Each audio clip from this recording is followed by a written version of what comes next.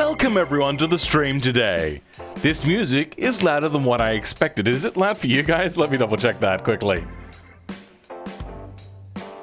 No, it seems within reason. Maybe it's just my headset is turned up just a smidgen too much. Welcome everyone to the stream this week. And we're going to start by saying hello to the people that came here immediately as soon as things started getting popped up on YouTube. So thank you, Kame.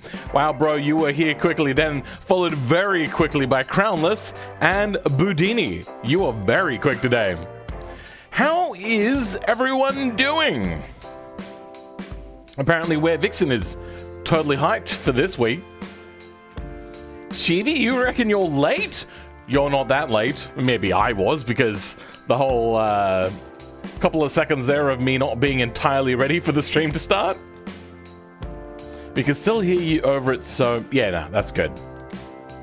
Crownless, you reckon I did a jump scare? There was a timer and everything. How is it still a jump scare? What? I'm confuzzled by that. Cheese is scary. Yes, I agree. Every time I eat it, the toilet gets a very horrific visit. I am, by the day, becoming more and more lactose intolerant because I just don't have a lot of it. Especially now, I can't have a lot of it. The doctor said no, bad Phil. But then, to be fair, they've been saying that since I was probably about 21 years old. So, yeah, no, maybe 20 years old. No, around that sort of time period, like the doctors have been saying, you probably shouldn't be having so much, high saturated fat foods.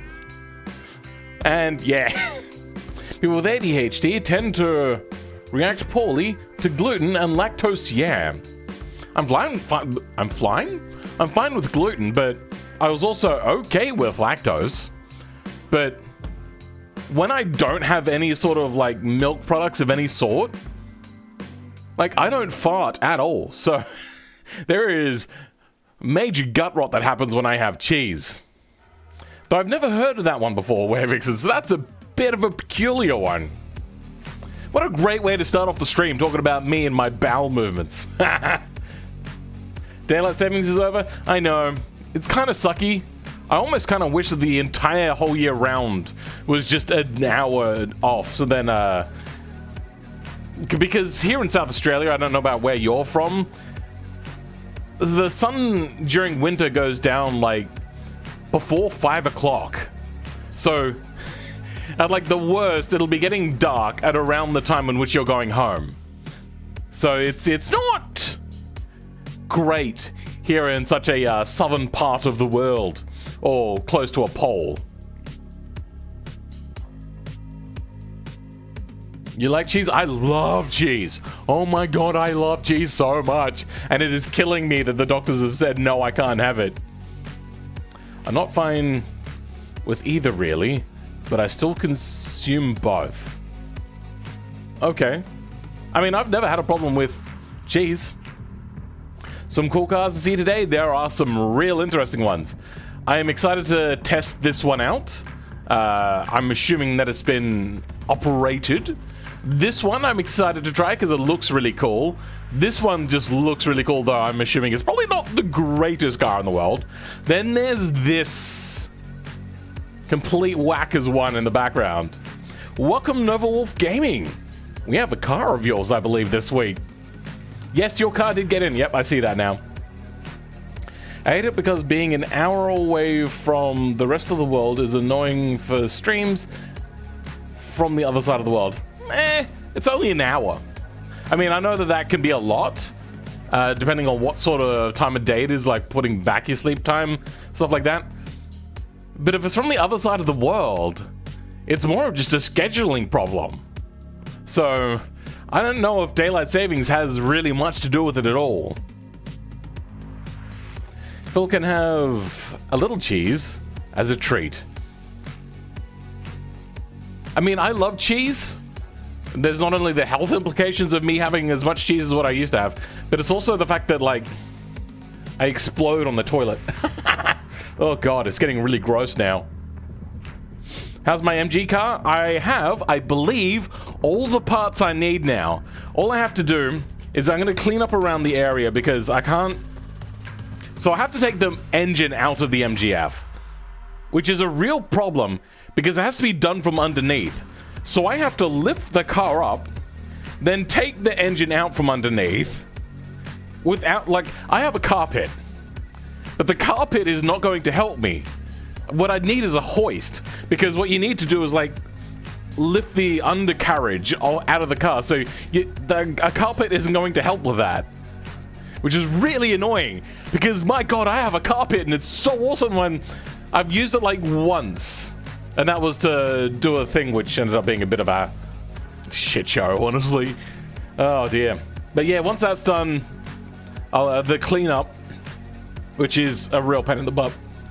Yeah, then I'm going to figure out what I'm going to do.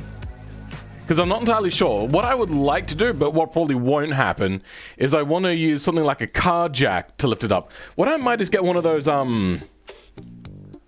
like, frames that then have the wheels on the side, so then I can, like, wheel it over the car, lift the car up, and then, I suppose, like, unbolt everything first, then get that thing over top, lift the car up with the, engine, cradle, subframe, wheels, suspension, all that kind of stuff, all just staying there in one place, and then wheel it out. Then I can start working on it. So it's probably going to be like a whole episode on just removing the engine, and it's going to be quite a long one. If you don't know of that channel, it's Aussie Phil on YouTube. That's where those videos will be going. Yeah, here we go. Oz, IE, not Y. So yeah, I uploaded the video I did about going to go pick up the car. There's a whole bunch of other little things here and there. A lot of them are streams. A lot of them are one of them is an instructional. Check that out if you want. If you're, I've noticed that a lot of people don't know about this. This is the podcast that I run with Shiny Odd and Twin Turbos. You can check that as well. It's Cars and Games. I know it's a pretty lazy name, but there's every name is taken. It is mind-boggling the amount of podcast names that are taken. And I just got a notification from my headset that I should charge it because apparently it's going flat. Great, another cable connected to my head. Apparently Came is going.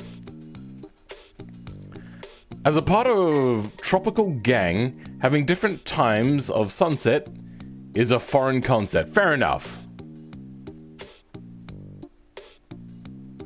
Well, since you started early as well, your stream went from 12 until 10. Okay, so previously, I used to stream at 12 midnight local time.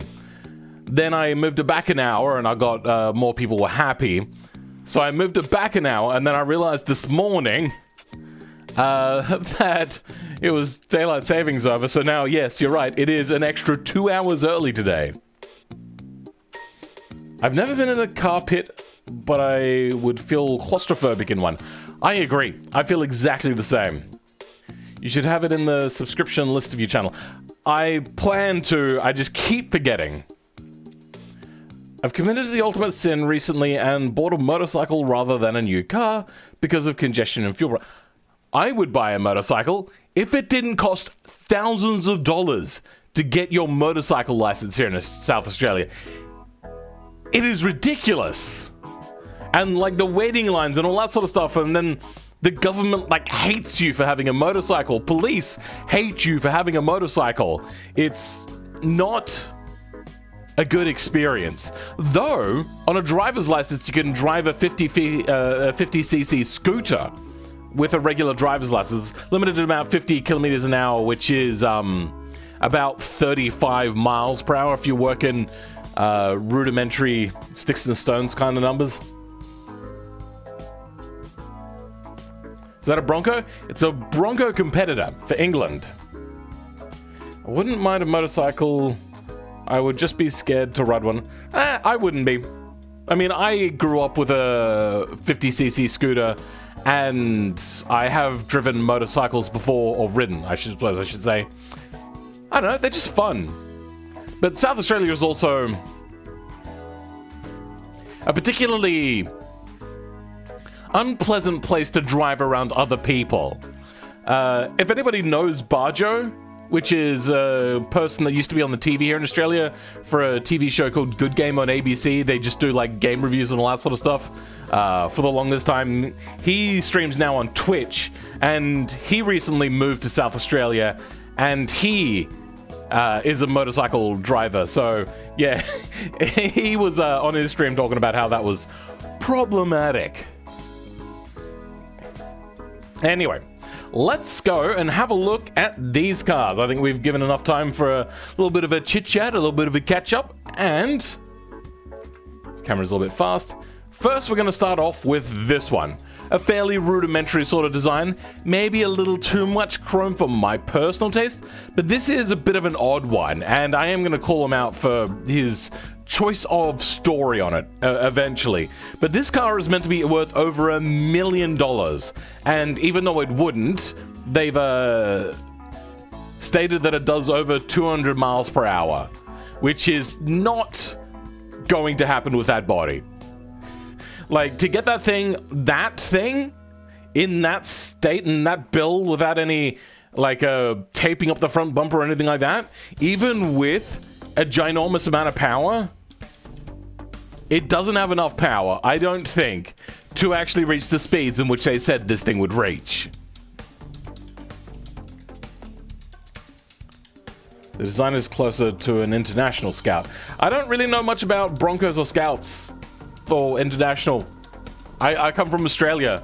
SUVs have never been particularly popular except in the complete outback, but even then, it's still not the only car. Usually it was cars. Here in Poland, you can drive a 125cc bike on the standard... Oh, okay. Here it's category C, we call for our regular cars. So I'm assuming B is your regular car license. Yeah. Here in Australia, I think they just hate motorcycles in general. Like, they just hate them, straight up. And they are not shy about it. So EV cars, they have tried to keep off the roads here in Australia for the longest time. Up until about, like, Tesla now. Now they're saying, like, sure, okay, you can have your Tesla, but you're going to pay a heavy tax on driving it all the time. Like, solar panels. Do you know what they're doing with solar panels? They're going to start... Oh, well, they were going to, but now they're out of power, luckily, here in South Australia.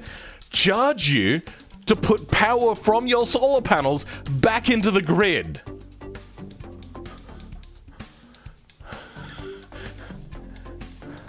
What? Excuse me? They are not bright people. Motorcycles seem scary until you drive one. There isn't, then it's just a lot of fun. Motorcycles are scary, especially when going for the first time to like shift into a higher gear. That's also like the next level of scary. But once you get used to it, which will only take a couple of minutes realistically, then you're going to be much better. It's much like driving a normal car. Just be used to driving a manual. Like, you don't have to know how to, like, use your gear shift and all that sort of stuff. Just keep in mind the, like, clutching, shifting, clutch to stop, stuff like that. Like the $1 million GTHO video. Is that the one that I made? That car was worth quite a lot of money, but only in its collectible state. I believe this sold for that much money. Not with inflation, so like inflation you'd have to calculate in. I just don't think that this car would have sold, really, probably any. Because what was it, like Porsche were having to do like a homologation special for the Le Mans series? Which, they ended up selling at a loss, equivalent of like 300,000, I think, and they just couldn't sell them. Because back then, cars, you couldn't put a big price tag on them. Polish people like their motorcycles, but you can get a nice 90s to early 2000s 600cc bike over here for as little as... Oh, wow. They are a lot more expensive here in Australia. And if we're talking bicycles... Australia is a very bike-unfriendly place. Until recently here in South Australia a little bit. But yeah, very bike-unfriendly. Especially, they just hate on motorbikes. To be honest, I haven't been on a motorcycle in years. And that was a Pee-wee 50. Hey! Oh, the Pee-wee 50s. Anyway, let's have a look at what we have under the hood. So, first we have radials and a... Yeah, that is a sports compound. So, this probably wouldn't have come with a sports compound, especially if you're going for a luxury car. It seems unlikely.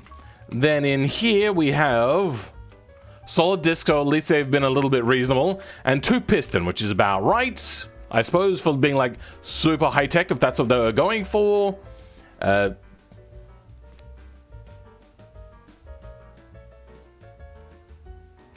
Notice anything missing? Have you trying to hide that you maybe chose the wrong engine? Got a ladder chassis then going down to that looks like drum brakes. I probably would have, like, if this is meant to be really high end, I wouldn't have gone leaf spring and I wouldn't have gone drum brakes. Like $1 million? No. That's going to get a major markdown, especially with the realism, with the fact that you said that they sold 125 cars. This probably wouldn't have sold any at all at that price, so it's over $1 million. How you been? Been a time, haha. Welcome Gixar Amir.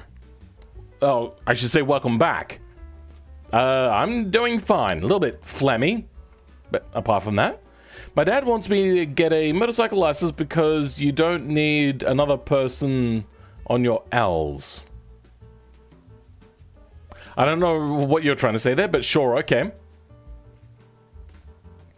This car is electric? Then it would have a range of like 100 meters.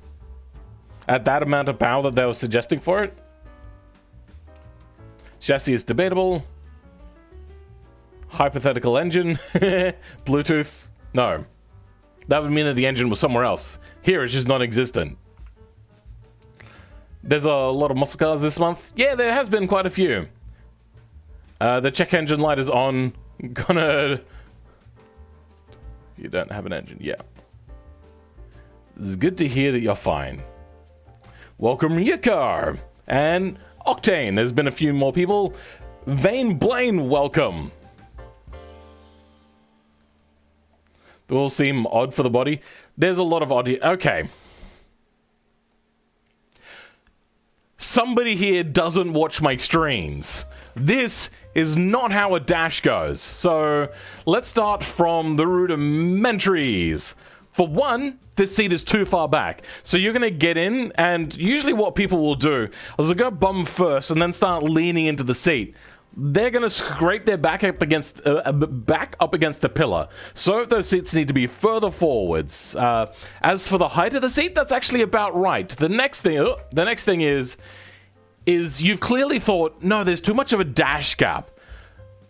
That's because dashes actually don't, like, it doesn't go windshield dash. Like, it goes windshield dash, then front of dash. Dashes do come out into the door area.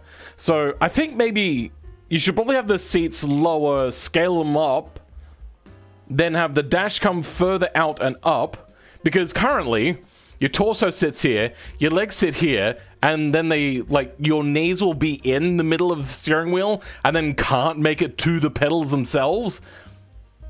Like, people will probably want to test drive this first, and they just won't be able to. My God. Jesus. I'm just getting ready to go for a car event, like a public car show and drifting. Oh, nice. Go have fun with that. It says check engine, not confirm engine. Oh, I like that. So, yeah. This, unfortunately, yeah. Then I have a video, if you're using old automation, on how to fill in dash gaps with quarter spheres.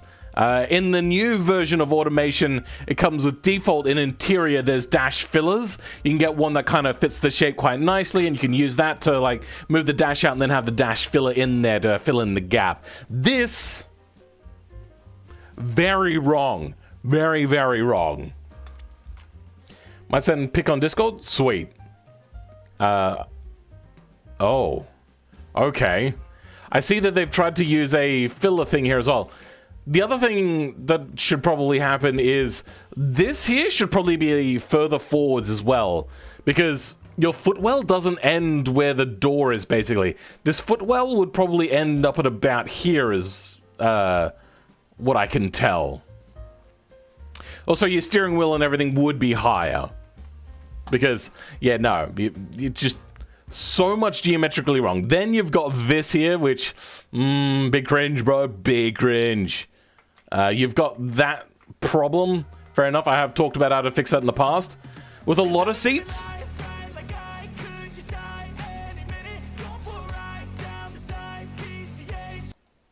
No, thanks. Yeah, if you can have the seat in two pieces, you lift up the bottom and then have the thing back a little bit. You get the right scale, but the seats are a little bit bigger and that sort of stuff. Also, make sure that works properly. Aside from that, I do like your choice of door cards, except for the fact I think they're back to front. So you've got the handle. Sorry, you've got the handle there, but then like your elbow's got nowhere to rest. So what are you going to put your elbow like stretched out really far because your seats are too far back there, and then there's no handle up there? This should be reversed the other way. So then you're like, say the seat's over here and you're facing this way. Your elbow will go there, and then you have your hand there and the hand rest as well. So you've done a pretty good job here to make it look nice at a like very quick glance, but then immediately you start to notice that there's issues. How many Philman rounds do you want in your car? Yes. It's well intentioned, but I feel that the dash is just too full of stuff. I mean, I don't mind the fact that they've got a floppy drive in here for whatever reason. I don't know why that's a fixture. The person that made the fixture mod, was originally a mod, that came with the disk drive. Why? Why did you make a 5.5-inch floppy? Has that ever been in a car that's not like a KGB car? Like, what the hell? So weird. The interior definitely has issues, but I can't say much. I can't say much since my interior is only for pictures. Fair enough. Alright, so I think we've got a fairly good idea about this car, and we will learn more about it later. Fairly decent design, very going for what you're going for sort of thing. Let's have a look at this one now. This one I believe was by Chromatic Schnitzel, if I'm correct. I'm a little bit unclear because my memory not so good. You've chosen BMW, and BMWs have very complex geometry shape stuff. So just sticking things on there, not going to really cut it. Let's actually have a look at Chromatic Schnitzel. I believe it's this one, 2008. So let's have a look. 2008 BMW. Now, BMWs are going to be hard, so you're going to have to do a lot of work to make them work. All right, so here's a pretty good picture. Open image in new tab. No, that's no good.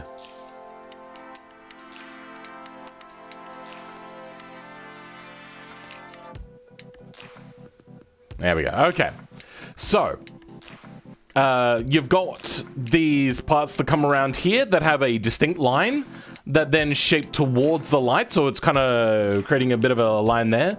Then that line has an abrupt stop and is very three-dimensional compared to the rest of what's happening in the middle area. So it's a very distinct sort of geometrical sort of divide there. Then that line there goes down into the middle sort of area. What you've done is, like, it looks like a child has looked at it and said, and drawn a picture like of their favorite BMW that they've just seen. You're gonna have to use a lot of to be able to do these right, if visuals are what you're going for, that is. Not everyone goes for visuals and automations, and I understand that.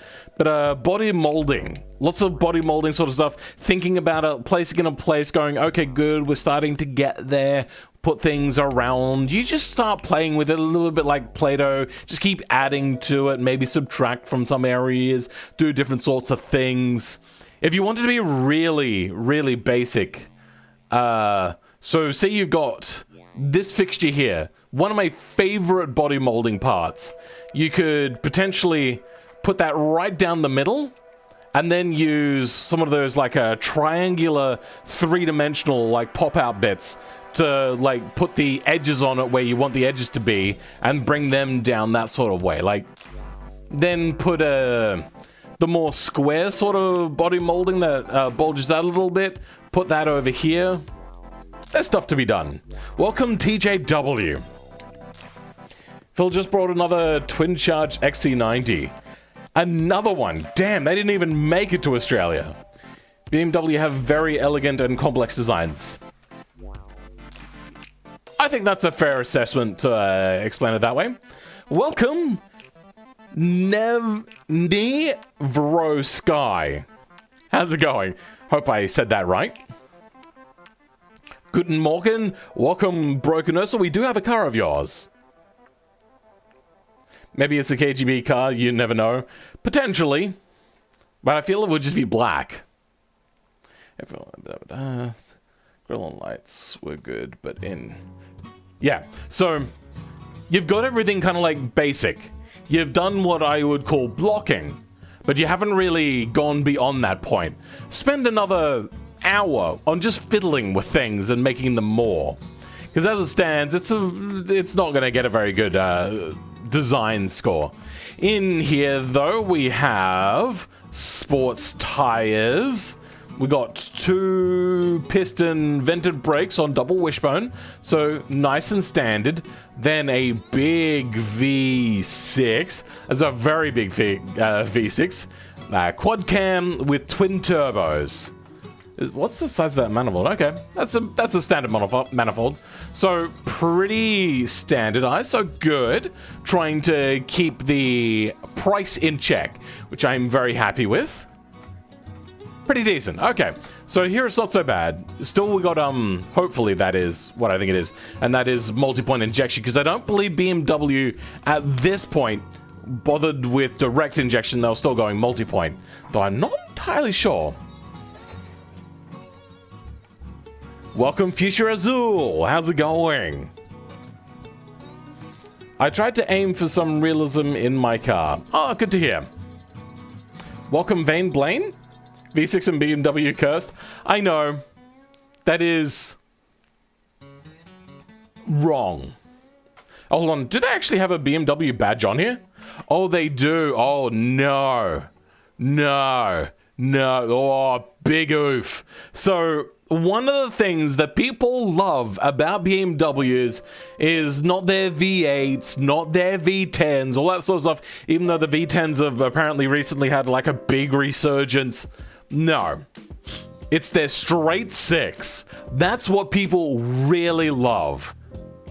They've never, I don't even think to this day, have gone with a V6. So that's a big no-no. V6s are just a little less...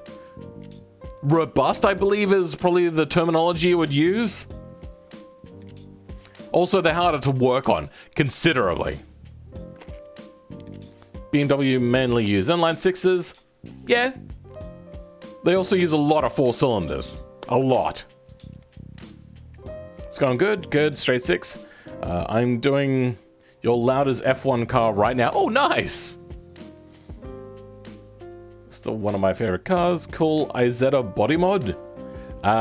No. Not as smooth as an inline 6. They have the same firing order and the balance is about the same, so that's not actually the issue. If it's a 60-degree V6, then yes, you are going to have a weaker engine, but it depends how they tune the firing order. Indeed, BMW is famous for inline 6s and straight 4 now. Yeah, they do a lot more straight 4s than anything else, but then again... they did lend their straight 6 to the BMW Supra. So, yeah. Let's go have a look. At least you didn't make it all-wheel drive. That's the very least you've done, so that's good. Coming out to the rear, we have multi-link. Sounds very BMW. I don't know what they usually have, but that sounds European. Single piston vented disc brakes. So, overall... I don't know how to rate this one yet. I'll actually have to try to see how it drives. Once I know how it drives, then I'll be able to tell you whether it's going to get a good score or not. When I think of a BMW, I think straight 4s. I think straight 6 when I think of BMWs. Or I think of the BMW Z3 here in Australia mostly came with a straight 4. But I think of the M3 immediately with the with the straight 6. Whoops. As a European car maker under Europe car restrictions, an i4 is just the best solution. Yeah, pretty much. BMW Supra, that's what it is. Alright, then we've got this car revisiting us. Unfortunately, they didn't fix the side vent. I still hate that side vent. This side vent is looking a little bit... Okay, actually, that's not so bad. I love the fact that they got the fuel tanks up front, Porsche style. Nice. Though a lot of mid-engine cars will actually have the fuel tank right here. And usually there's quite a bit of room in here. But this engine does come quite a bit further forwards. What they could do is what Lamborghini does with a lot of their builds, where they have the side saddle fuel tanks. So... the reason why Porsche will have their fuel tank up front, but all mid-engine cars will have their fuel tank in the middle, is for a very good reason. It's because Porsche's rear-engine cars were way too far back, so they needed to move weight to the front. All mid-engine cars are like, well, we're adding weight to the middle, so let's just move it more to the middle. And that's what they would do. They would put the thing there. Generally, you won't see mid-engine cars with a fuel tank up the front. And if you think that I'm being blasphemous to Porsche, well, I mean, Porsche then is being blasphemous to Porsche because they've been moving the engine further and further forwards as time goes on, and now they've just made more and more mid-engine Porsche 911 looking cars. What does the rear look like on the Beamer? I mean, we did have a look at it, but as you can see, very basic and rudimentary. I could spend a very long time. What do we got here? What is that? Is that a thing that didn't cut out properly? Yeah, it is. Okay, so there was meant to be a diffuser on there, and I am glad that they made that body colored, even though you can't see it mostly, because BMW does a lot of the fake diffuser sort of look. BMW, sorry, 3 Series mostly have McPherson struts up front and multi-link rear. Okay, fair enough. Just remember to put the supercharger on my car when you get bored. You'll have to remind me when I get around to it. Backwards Bimmer taillights? Yeah, they do seem a bit inverted, I will admit. But they're going for their own sort of design and then just batching it as BMW? Yeah. Anyway, this car, still like the look of most of this car, is fairly uniform except this. Like, at the very least, shape it with some patchwork and, like, make it fit the rest of the car. I've had that cutout issue as well. Do you know how to fix it? I find I go back into automation on every surface. I will scale like inwards or outwards or whatever. Just scale a little bit on each face. So like on the top of the car, I'll do it. On the front of the car, I'll do it. On each side of the car, I'll do it. Though usually it's mirrored, so that solves that issue. And then once on the back of the car, then try re-exporting. And that will generally fix that issue. Anyway, this car, I don't know what's more special about this one. I'll have to look it up when it comes to time. We have double wishbone, single piston, vented brakes. Fair enough. Coming down to the back, we have a flat 6. Wait, what year was it? I think the issue I had with this last time is the fact that the motor was unrealistically powerful for the year. 4,000 cylinder, not bad. Double wishbone. Oops. What are the brakes? So those ones are very small front brakes. Oh my god, those front brakes are tiny. And these ones here are quite small. Oh. If you're going for a sports car, you're probably going to have to sacrifice a lot of aerodynamics to get more brake cooling to keep those minuscule brakes cool. Those are way too small. Unlock the trim piece and jiggle it a bit. That'll happen sometimes. Supercar looks good. The reason why I don't move it is because then it goes out of place, and I usually have things very aligned. That's why I do a little bit of scaling, and usually I'll scale like depth-wise inwards, so then it doesn't really lose its position. That's what I find works best for me.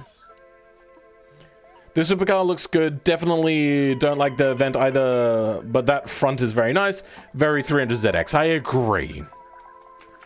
Looks very... I mean, I wouldn't say very 300ZX. I'd say that there's some reminiscence of the 300ZX. There is another car in here very specifically, but I just can't put my finger on it right now. But I do like this a lot. Let's have a look at the interior. Yep, this is still good seats. I noticed that they put their insignia on the seatbelt. I love that detail. That is a cool detail. Well done. Actually, a round of applause.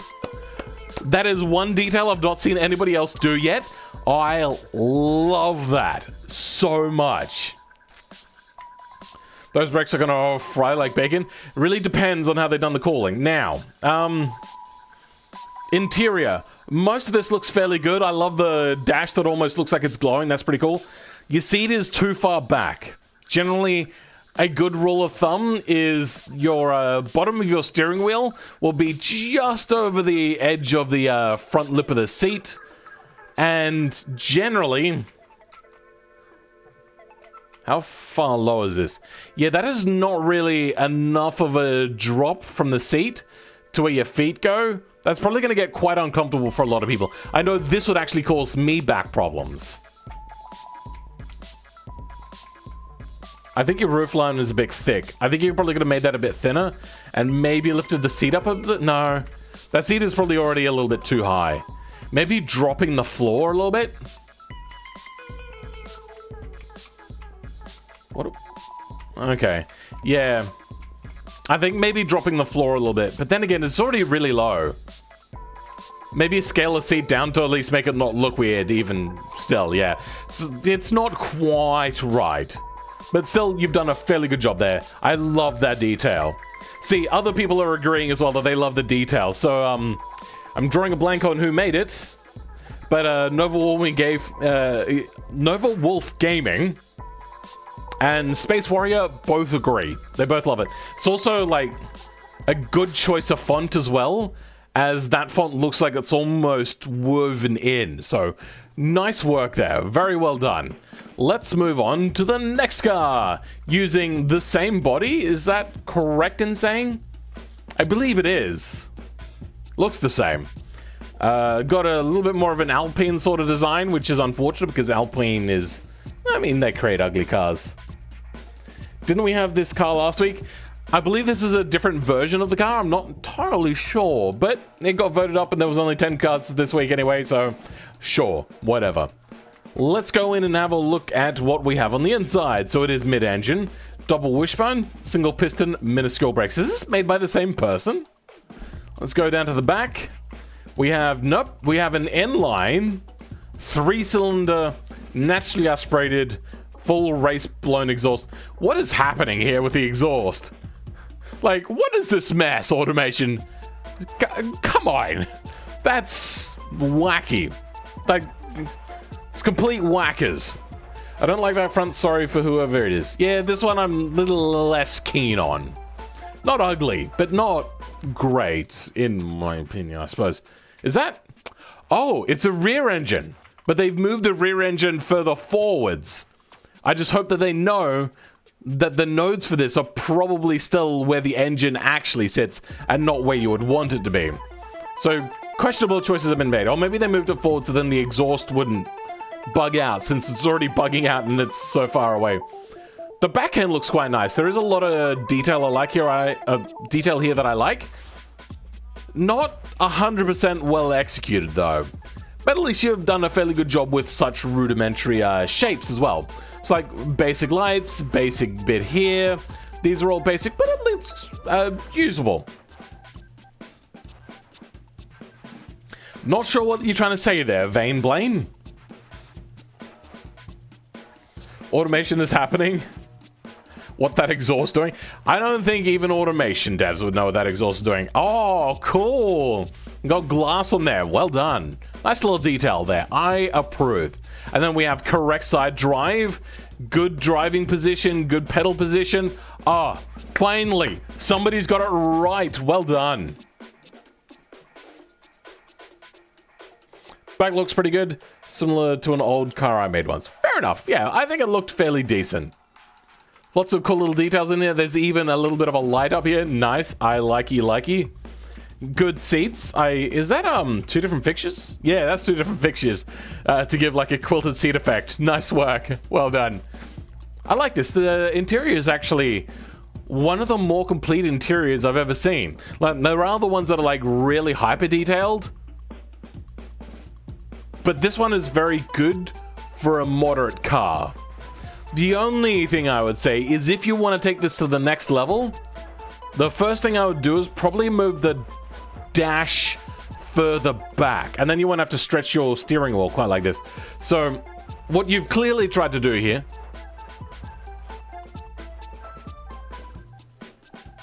weird, my headset just disconnected and reconnected. Move your dash forward and use a dash filler, or watch my video on the old video now on dash fillers if you're not using the current version of automation. And just use a dash filler. Don't stick your dash up there. Even though this looks like it's meant to fit, no, it just doesn't. I want to submit a decent track day car, but I don't think it will get enough upvotes to get in. There's been exactly 10 submissions the last 2 weeks, and then before that, there was 9 submissions. So there's not many submissions happening at the moment. So it's fair to try. Yes, ugly cars do get upvotes. Anyway, this person is much better at interiors, I will say, than their exteriors. Very well done. Cool. They've got pretty much everything you need. The only thing really you could have done is like used some badge like fixtures sort of stuff to maybe put some numbers in here for the clock. Aside from that, this is pretty nice. I like the fact that you've used glass here, except I don't know whether you have control over this. You probably don't. This would be at an angle, so then if light comes in from behind or at a thing, it's not going to shine directly back in the face of the driver. If it's angled this way a little bit, the light will come in and then reflect down. So you're less likely to be looking at a glare, and you'll always be able to see your dials and stuff. But I'm assuming you don't have control over that because it's a pre-made fixture. So still, very good job. I've got a few more submissions, hopefully. Welcome, Malvin Nurafi. Oh, your name, man. Your name, Jesus. Out of context, but how do you make seams for doors, bonnets, etc.? You're gonna have to clarify what you mean by seam. Do you mean door cards? Or do you mean when I'm making my 3D models, how do I make this seam line? I'm a little unclear as to what you're talking about. So yeah, interesting car. Very light engine though, very big if you remember looking at this. That is a sizable 3-cylinder. I'm interested to see how it works, especially being rear engine. That's a lot of weight to be over the rear. And the fact that we're not using a flat engine here, we're using a very tall inline engine. Not going to help handling. There's a reason why pretty much almost all rear engine, though not all, have been flat engines. And there's a reason for that, because it keeps the weight really low, which is very important for rear engine cars. When cornering, your rear end is almost a liability. So you don't want to have something particularly tall that's going to want to like move the suspension too much over. What that'll do is increase loading on the outside tire, and then you'll need like an LSD or some sort of management there. That'll also decrease your effectiveness in braking, especially braking whilst cornering will be a problem. You generally want to keep it as low as possible for rear engine. Rear engine is just problematic in general. I like it though, but kind of. I think it meant line where like door need to be able to open and all that stuff. What? How to make a seam line in automation. I don't know. And the i3 isn't going to... Yeah, I understand that. It's not so much just the fact that a flat 6 has more cylinders. It is to do with like how tall the weight is, especially with rear engine. Anyway, and then moving on to this one with the big, massive picnic table on the back here. Like, Jesus Christ. On the front, we have considerably less aero here. I love the design, though. There's some really nice design in here. I don't know what this fixture is off the top of my head, but it looks rather nice. Is it all part of the same fixture, maybe? Yeah, maybe this is all like one fixture. So, still looks fairly decent. Then you've gone from McLaren front to Lamborghini headlights. A little bit of a mismatch. I'm not a huge fan. Let's go see what we got running here. That's some nice wheel. 6 piston brakes on carbon fiber. This must be a heavy boy to require such big, ginormous brakes. Then we have pushrod suspension, all-wheel drive as well. Okay, so those headlights you got are wrong, because those headlights are for Le Mans, and generally you're not going to be doing all-wheel drive in Le Mans. Then at the back here, we got an absolutely behemoth-looking V16 quad cam, quad turbo. Is this 4 or 5 valves per cylinder? 4 valves per cylinder. At least says that. V16 just absolute donk in the back here. Like, Jesus Christ. More pushrod suspension, carbon fiber chassis, all that sort of stuff. 3 piston brakes on the rear, so we're probably gonna have a brake imbalance. And yeah, so they've gone for lightness and ginormous amounts of power, like an unreasonable amount of power that won't produce enough force to shift Earth orbit at top speed. So, like, you mean the car's going this way around the planet, and the downforce is so much it's going to move the planet that way? I mean, that's potentially yes, because you would be ejecting the air up that way, meaning that the car would push down that way and push down the Earth. Looks like a GT3 car for sure. I don't think it would be allowed, though, because of that wing. So, height-wise, it's a little bit high. So, generally, the GT3 ruling, I believe, is the wing can't be higher than the normal part of the car, so it is a little bit high. Then it can't go over the back. It's close, but it is going over. And then width is meant to be within width. That is wider than the car. So, yes, the wing is too big. The owner did a covering.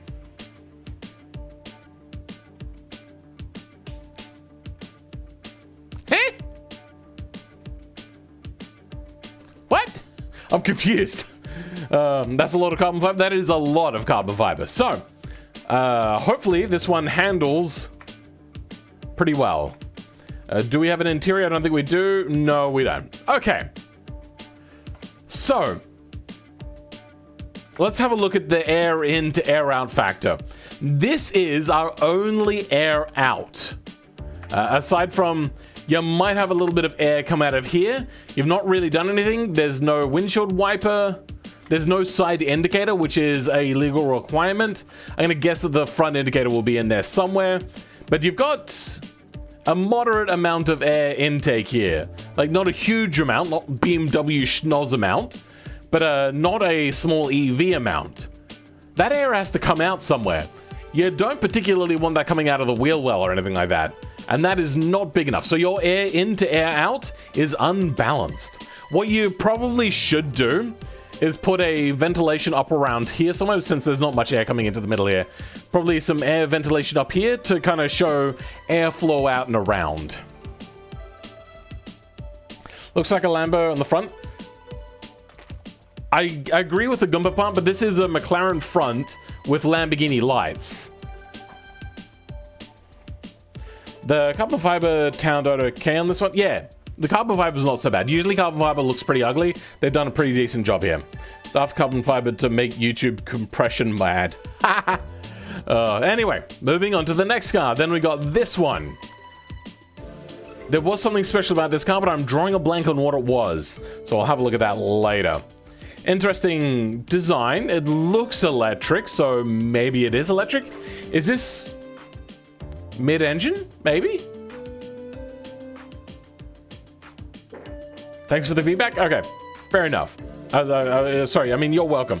Sorry, I am tired today. My brain no working. I spent a lot of time today working on my next project, and that required me to do a lot of troubleshooting and a lot of coding. You are going to get a cool mod out of it, so you guys will be enjoying it. I also needed some help from some other people, so that help came about. Groundhog, I'm not sure if they're in the chat. They did help me out a little bit today with just the mess that is BeamNG and its coding. Unfortunately, it's not perfect yet, but it's about as good as it's ever probably going to be. So we got 4-piston carbon fiber. So my brain is a bit frazzled and fried today. Double wishbone, no motor up front, no drive up front. So we have decent sort of stuff. That's what it was. This is meant to be a nuclear reactor, or nuclear reactor, sorry. Nuclear. That's cool. I'm excited to see how this thing handles. Then we got a big, lots of like stuff coming out here to what I'm assuming is a rear mounted electric motor. I wonder if they've done all the node placement stuff. That'd be awesome. Differential into a double wishbone suspension. Is that one piston? Yeah, so we're probably gonna have a brake imbalance problem because they've fallen into the trap of thinking, well, you want more brake on the front, right? That's just the common thought pattern. Not so much of the engine is further back. In BeamNG, that is. In BeamNG. Oh yeah, I saw this mod. I was interested, so voted it. Yeah, I think I was interested in it too. Futuristic Hyundai Coupe. Does look a little bit high-endish from the front, I agree. This car is the bomb. God, and I was just watching recently the Chernobyl movie, TV series again. If you haven't seen Chernobyl, the like 5-part miniseries from like, I think it was HBO or something like that. Oh, worth a watch. I am very much a weeaboo and anime fan, so it takes a fair amount for me to go watch a live action thing made from Western media. I don't like the fact that everyone speaks with like a very British accent. I would love a little bit of Russian accent, but aside from that, you do get distracted from that very early on. It is a really good show. Really worth a watch. The Ronkins are within acceptable levels. Yeah, it's only 3.6. Not good, but not bad. I want to have a quick look. Ferrari. My brain is failing me. There we go. That's how you spell Ferrari. 2000. Oh, sorry. Let's go like a 360 specs. Brakes. Technical specifications of the Ferrari 360 2004 model. So let's see what brakes they have. Disc rear. Yes. Great! Helpful information. Love it. ABS.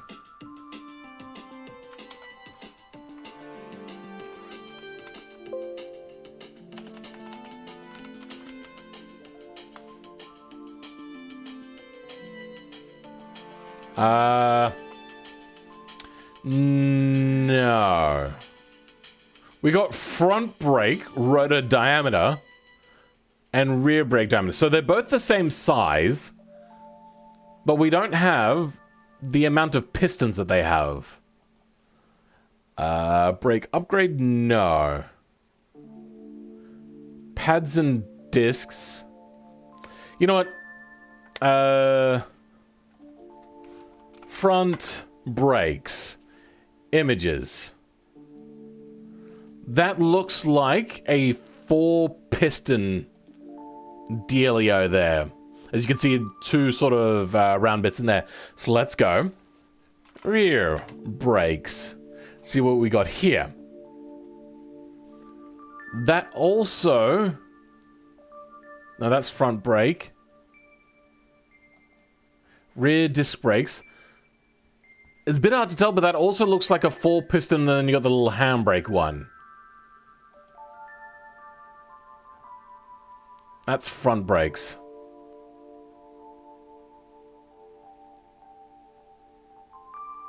So, very, like, I think, similar front and back.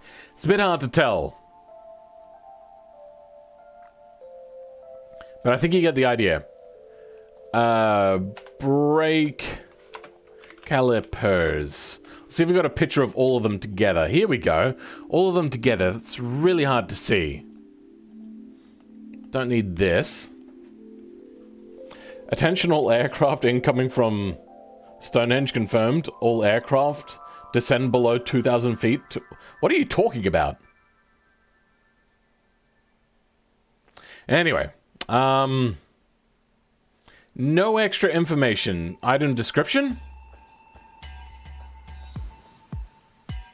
Much bigger pitches. Okay, so it looks like the rears, I think these are the rears, have the same amount of pistons, but they're a little bit smaller, I think.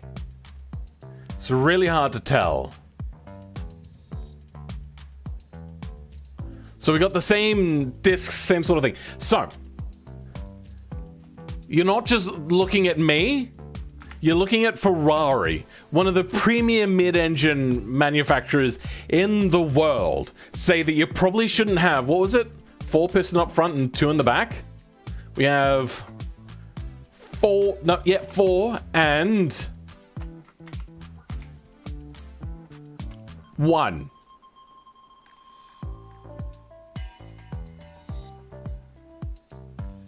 I have been going on about this now for months.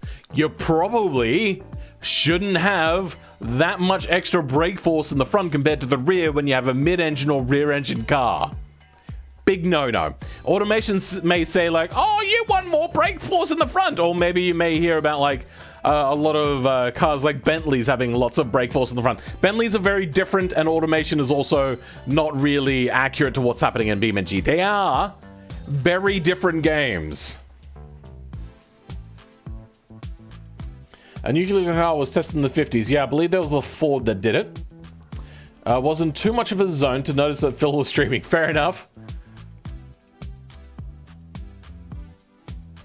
Ferrari says, never lift the engine? What do you mean lift the engine? Anyway, the back end is a little bit two-dimensional for my liking. If this thing is meant to be very futuristic, you should probably go with a lot more fixtures on here. I can see that you've done a little bit of work here. Still, a little too two-dimensional. But most part, I like it. The interior, decent. I see that you've got the chassis rails poking through sort of issue. Fair enough. I'm not going to blame you for that. If you wanted to, probably make the dash wrap around a lot more in a car like this. I'm also lazy, so I don't bother with that either. I probably don't even go to this much effort for most of my interiors. So, decent. Your dash should probably come back a lot more as well, though. Same with your seats should probably also come a little bit further back. Also, I feel as if your seats should be a little bit higher as well. Have you just scaled down the seats? I think you might have. Anyway, not a bad job. At least you've got everything in here, apart from like the map light, which nobody really uses anyway. Then we've got this big boy. Nuclear car is cool, but big... No? We shall see. There's been talk recently about like micro nuclear reactors, which I think is an interesting idea, but also... You're gonna get somebody that's gonna try to like do some stupid stuff with it at one point, like try to repair it without like proper education, all that sort of stuff. It can't end well. People, when you're making stuff, you have to assume that the people that are buying it are fucking idiots. Anyway, this car, which is also like my design ethos for road cars in automation for BeamNG. Lowest common denominator. Like, an idiot? Just design it for an idiot. Otherwise, the car is probably going to get people killed, and then you'll get blamed for it, get taken to court like Porsche did. I just can't imagine how bad it would go if nuclear car crashed. Really depends on how it's designed. It could be absolutely fine. This car has a lot of torque. I mean, I don't know. I haven't heard it yet. They've got the cutout issue with the hood. That's unfortunate. Still, the engine is a big behemoth V8 overhead valve, though. That is an interesting one. At least they kept it 2 valves per cylinder at the very least. 2 quad barrel carburetors. Very sort of like what you would expect from these sort of things.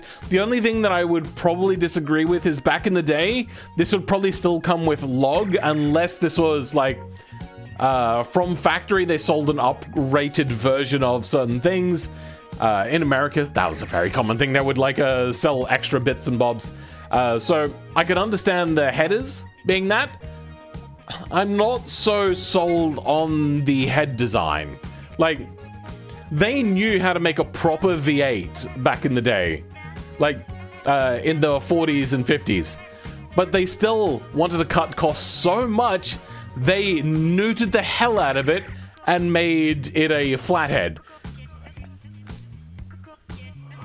Why? Because money. Saving that little bit of money here and there. And I think that kind of goes against the ethos of what a lot of companies try to do. It's really hard to mess up a nuclear fission process. One of the only 2 times it went wrong was because of a tsunami, and the other was when there were way fewer safeguards. I mean, they had lots of safeguards for Chernobyl. The problem is poor decision making on everything leading up to its production. That's where it went wrong. It wasn't anything to do with the people doing it, though there were some questionable choices made. Everything started way back previously.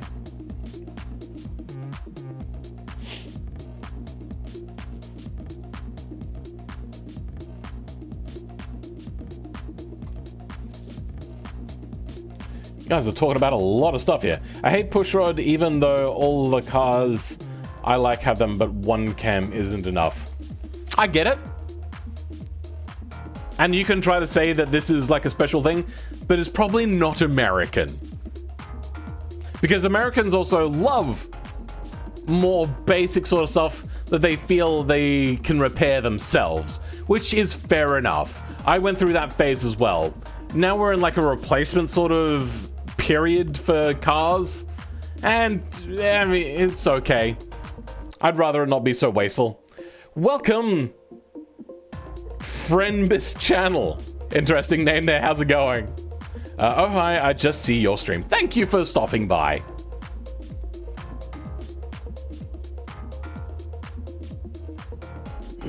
So, yes, there has been other times in which nuclear reactors have gone wrong. But only really 2 bad catastrophic times. It's not actually that hard to make a safer reactor. It just mostly comes down to price. But if you're buying a nuclear reactor car, price probably isn't an issue.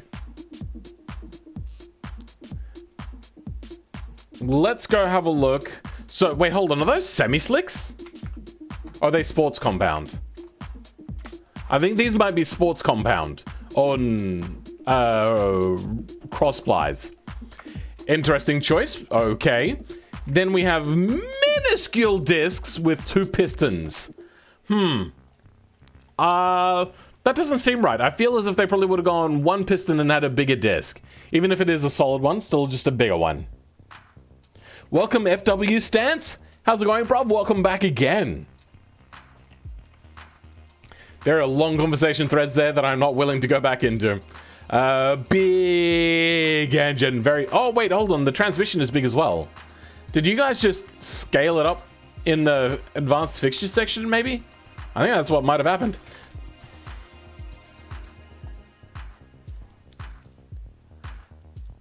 I'm going to scrutinize you on this choice based upon how much your car costs.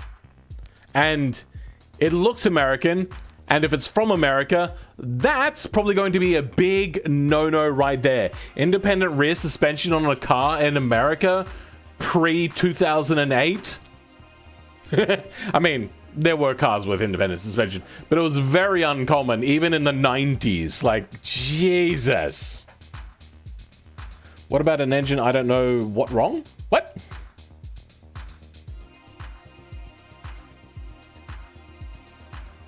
How's my day been? Difficult. Lots of coding, lots of troubleshooting. As I said, Groundhog was there to help with stuff that I just had no idea. I am getting ready for my next video coming up, and there will be some cool stuff coming up in that when I do that one. I don't know if it'll be this week, but it will be fairly soon. I usually would go with big disc, less pistons, but the wheels went through some change. Okay. Is this your car, Shivi? The brakes might be very tiny because cross-ply tires are using the advanced fixtures menu to upscale the rim size. Maybe. That's what I did on the Trans Am race car. America is always late to the party. I mean, I think they like certain numbers. The rest of it is not bragging rights. Like, if somebody says, oh, my car has more power than you, or my car goes down the quarter mile faster than yours, that's a bragging right. If you go, haha, I have independent rear suspension, they're going to be like, quantify that for me. You can't really put a number to that. It's a little bit tricky. You can try putting cornering G's, but most people are more interested in other things than cornering G's. In America, that is. When it comes to marketing. So yeah, really cool. I love the stripes on here. Back end, a little bit weird with it just being chrome. That's a choice you've made? Sure. But yeah, I like this. Transmission wasn't changed. Only fixture I did was tie with. Okay. Oh, if you haven't watched my video, go watch it. I explain that you don't use the advanced fixtures thing to widen out tires. It doesn't give you more traction. What happens is it keeps the same friction and another type of friction coefficient sort of thing that, I don't know, Groundhog was better at explaining this. A wider tire has less pressure on it because it's dispersing the weight more. So the tire has to be softer. And that is actually a thing that is calculated in when the automation exporter is doing cars. A wider tire will be softer. But if you do it through the advanced fixtures thing, automation only makes it physically wider, but doesn't make it softer. So like your tire will last longer if it actually had that sort of thing in BeamNG implemented. But generally, other than that, no, it won't make things better. I don't like how cross-plies significantly reduce the width you can have and the suspension options feel limited.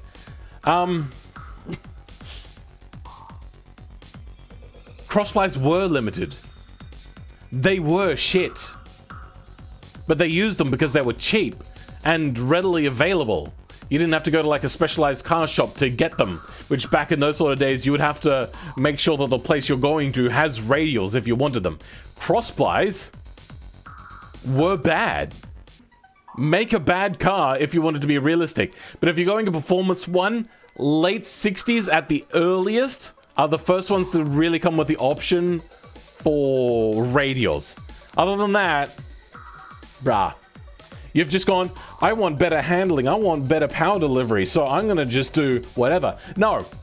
I would much rather you make a bad car and be very earnest. I love earnest cars in these things. Back to the looks, weirdly modern in a classic way. I don't know how to... Yeah, I kind of get what you're saying there, Nova Wolf Gaming. Interior is jank. I'm about to check that out. A tire that is larger and wider doesn't actually increase grip. Yep. So you guys can read that. Anyway, let's have a look at the interior. Seats. I can immediately see these seats are way too low. Your dash could probably be a little bit further out, but it's not so bad, I suppose. You're going to struggle really to get your legs underneath that. That's going to be a bit uncomfortable. And your pedals are really small. Also, pedals don't go usually into the wall. Pedals usually start from underneath the dash and then come down. I thought radials were realistic if it was 80s. Apparently in Europe, they're more common. No singing, please. Quite common. In America, only as an option was it available until like late 70s, more cars started to get it. But in the 80s is where most of the world said goodbye completely to cross-plies. So yeah, if you want to make a car with cross-plies, great, but you don't have to make them wider. Cars were rubbish back then. Even if you did have radials, they weren't much better than cross-plies. Picture I have in a real car was limited for the interior. That's fine. I'm just giving you a few little details here. Yeah, these seats are too low, even if there's not meant to be like headrest, and too like slanted back. Too lazy Susan sort of couch sort of thing. Interesting. Done a fairly decent job. Dash could be further out and further up, but it's doing alright. We shall see what this one is like when we get around to it. Next, though, we have this guy, and I am excited to try this one out. It looks really, really interesting. First car equipped with equipped in the EU with radial tires was, yeah, the Citroen. The radials have been developed in what, the late 1800s? Sorry, invented in, I believe, the late 1800s, but then kind of kept on like not going anywhere until Michelin picked it up and then started developing it in the 20s.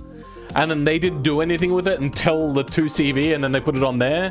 And then that didn't really spread very much until they finally, I think it was Michelin, in the 80s, went and tackled motorsports with it to let people know that radials are better. Or maybe it was the late 70s. I can't remember when they first started with it, but yeah, you get the idea.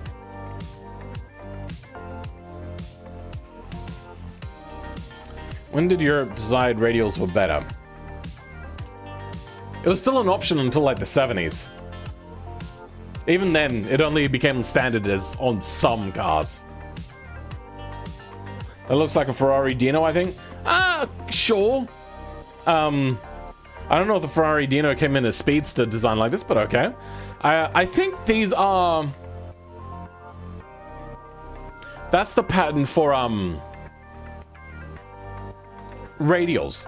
So even though they look like crossplies, those are actually radials. I think they've tried to cheat the system here, I believe. And I believe... sorry, I'm getting some real burpy hiccups now. Semi-slicks. But then you've got drum brakes. A bit eclectic here, and I am going to vote down on that one there. This is double wishbone suspension, no front drive, good. Coming out to the rear, we have independent rear suspension. Oops, on drum brakes.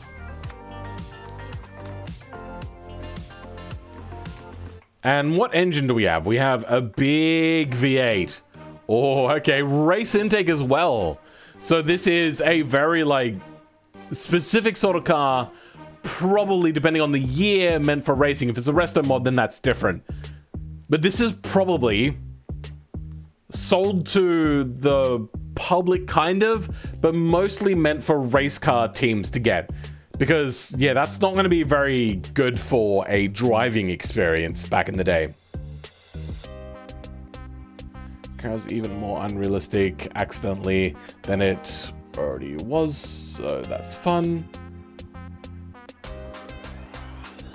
Also, when making my car, I got a bug that deleted my fixtures. Oh no, that's gonna suck.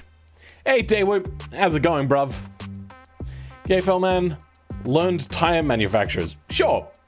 Big engine, that is a very big engine. This thing is probably not going to handle well at all. I mean, look how small that is. Also, the brakes are probably going to cook quite badly as well. Then we have this lovely looking exhaust that comes out to the back. And, wait, hold on. No. There is no cutaway glitch here. There is just no cutaway here. That is just a fixture there. So, it's way too basic in my opinion. I don't like how basic that is. Not everyone would agree with that, but I personally think that back end is way too basic. Save.car files often? What? What are you talking about? What year is this car? I'm not sure. Is it about midnight in Australia? It is 11:26 here currently. PM. 2 a.m. in New Zealand? Oh dear. Welcome, No Name, by the way, to the stream. I don't believe I've seen you around in these parts. Or maybe I saw you a long time ago. I'm unsure on that one. The car I submitted was redesigned because of automation bug that used to be the thing where it replaced fixtures with other car. Oh, weird. Welcome, Gage Dykstra, back to the stream. How's it going, bruv? Anyway, interesting car. I was more interested until I started looking at the details on it. Sure. Then in here, we've got an interesting dash. I'm not sure about the barrels going all the way out here. But alright, I suppose each their own. That's an interesting sort of design. I like the interesting things. I love the fact that there's a fuel canister right there. Just for that little bit of added, like if you get into an accident and you start catching on fire, that will just, you know, quickly finish you off. You think you commented a while back? Fair enough. Yeah, the fixture started flashing red after. Okay. Me, I'm doing a little bit under the weather. I think maybe I ate something a little too spicy. This, you probably could have made this, like, duplicated and moved it so then, like, fully encapsulated itself. But you probably didn't notice, so that's fine. Got that Bluetooth steering wheel? I didn't notice that. Nice work. Yeah, yep. Pedals are way too close. So move that whole system way forwards. Move those pedals forwards. Your dash has a decent placement. Your seat to steering wheel location is fairly decent. And back in the day, these sorts of things would have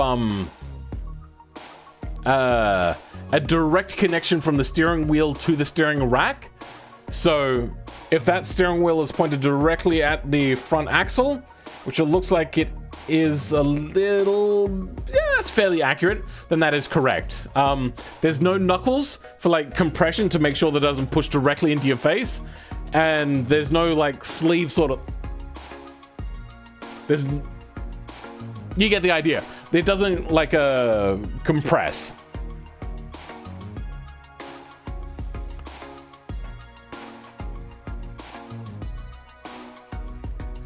I don't think headrests fit this car. I think you're right. Headrests probably wouldn't have existed back then, though roll bars might have. It depends on what year it is exactly. Ended up spending 2 hours on the car, which is the most I've ever spent on any car, and that was excluding the J-Beam stuff, trying to figure out how to make it custom supercharge and horn. I think for my last Le Mans one, on just the design phase, because I was trying a bunch of different things out, that was only the final design you saw. I actually spent a few different times remodeling things and restarting. Probably one of the longest ones I've ever done. Probably about 4 hours, 5 hours maybe, on the Le Mans one, even though it doesn't look amazing, in my opinion. I think it just looks pretty good. So I get spending a lot of time in a car is very boring, but I feel it pays off if you're really happy with what you ended up with. Then we got this absolute beaut looking, what is it, Trans Am, I think is the category for this car.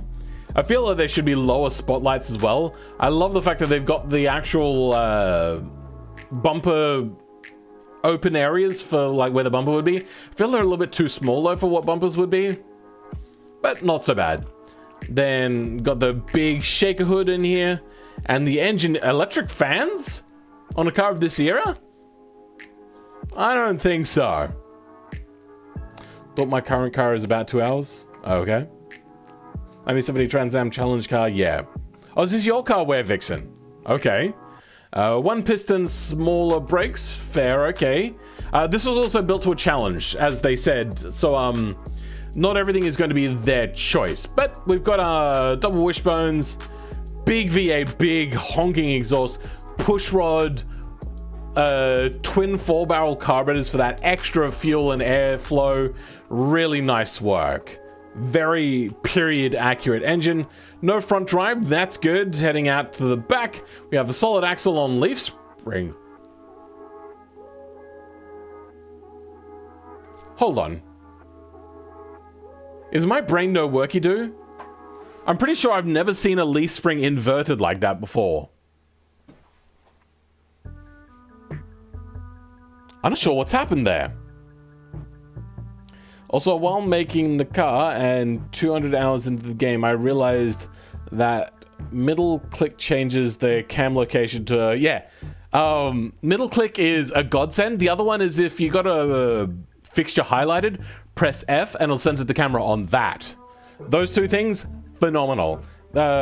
Pressing period and comma will also cycle between, cycle through the fixtures you've got. So keep that in mind as well. Longest I've done is about 4 hours because the amount of redesigns the car I'm working on right now, I think I also took my time. I was actually legitimately taking my time. And then I went, hold on, what day is it? And then I saw that it was Thursday. I was like, damn it, I meant to record. So I quickly was like, you know what? It's mostly done. I'll finish it off and then I'll make a video on it. Control C is Halcent? I'm confused as to what you mean by that. Also, my sister wants to buy a 3D... Oh, sorry, a third-gen Camaro. Sure, I don't know anything about them. Anyway, pretty cool here. Is that a drum brake? I think that is a drum brake. So, very interesting. I think your back end is a little bit basic in my opinion. Probably too much chrome for this period as well. And that is probably too small. And it's probably also in line with the chassis rail. No, that is... Oh, that's fairly close to within line. That's fair enough. But, yeah, it's like too small. Way too small. What sort of chassis do we have? Is this a monocoque? I think this might be a monocoque. And this thing would probably come with a ladder. I know, it's hard for me to tell, but I'm pretty sure this is not a ladder chassis. And this most definitely would have come with a ladder chassis. Well, I don't think financially is a good decision for an 18-year-old to get a third-gen Camaro. All right, fair enough. I mean, I would have bought one. My first car that I ever properly bought myself was a 1977 Ford Falcon XB with a rally pack. Fantastic looking car. Absolute garbage. I spent so much time working on that. I didn't spend a whole lot of money because I didn't need to. It was just more like practice and learning until I found out how bad the car was. This is an extremely heavy body? Yeah, they would have been heavy. 1970, chrome might be okay. Chrome doesn't fizzle out until the mid-70s. Yeah, but there was also a lot of black painted chrome that started in the early 70s is when that started to... Well, not black painted chrome, but like black painted metal. Which then ended up becoming like plastic in the 80s. That was their accent of choice. Automation doesn't move the leaf springs from the top axle to the bottom either. From the top... Oh, from the top of the axle to the bottom of the axle. Yeah. My Ford Falcon, the leaf spring, because it's a ute, goes underneath the solid axle. So, I think... Yeah. Whatever. I'm trying to think of what I would want for a first car. My first car was before I got a driver's license, so it was a project car, and it was so much fun. I do not regret that car at all. I only regret that I wasn't able to really finish that car off. Let's have a look at the interior. Oh, they kept a passenger seat. Interesting. Things here are fairly fine. Dash placement is fine. I feel that the seat is a little bit squished. Maybe it could have been like scaled, like at least the base could have been scaled out a little bit.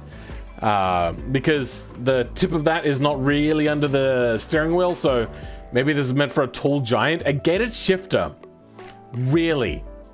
You think that they would have spent the money on a gated shifter? So the reason why you don't see gated shifters is because they're not normal. They're actually a lot harder to design. There's usually a lot of play in things. If you have a gated shifter, that means that you're either working with linkages at a distance, cables either, or in this situation, what would be most likely happening is your gearbox is going to be basically bolted to the chassis in that particular point. You're probably not going to want that. Any gen can't go wrong. Did you fix your exhaust on your car? I don't know what you mean. Ford Fiesta Chevy? What? Oh yeah, Ford Fiestas are a good first car. Especially an ST150. Mwah, I love that car so much. I'm going to be honest. Ford is blacklisted. Sure, I mean, people have their own opinions. Oh, you mean fix the exhaust on my Ford Falcon? That's an aftermarket exhaust, so yes, that thing did fail. Really weird exhaust as well, like 2-inch in to 2-inch dual exhaust on an inline 6? I question that man's decisions in life. My first car was a 90s Volvo 240 DL wagon with over... My first car that I drove on the road, like properly as like the car I had, was the old car that my family used to use as their family car, but then they upgraded and they gave it to me. Was a 1983 mechanical fuel injection Volvo 244 manual with overdrive. Whoa. Mwah. Loved it so much. So I just turned 16 earlier this month and got a nice 2014 Ford Fusion. Okay.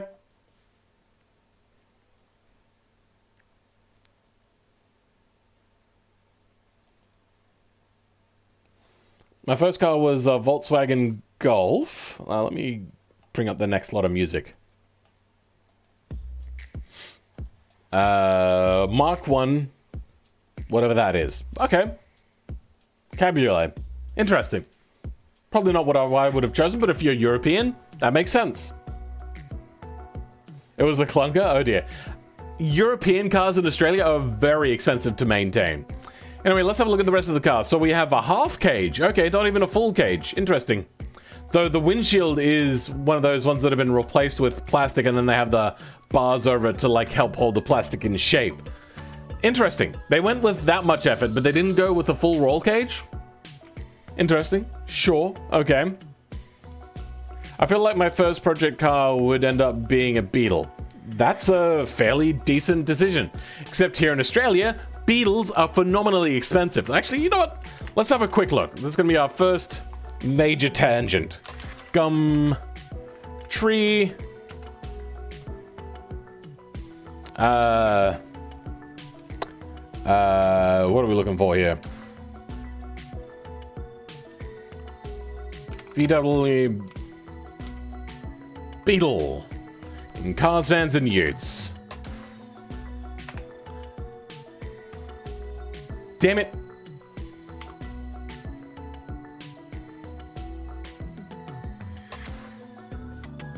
Give me a second.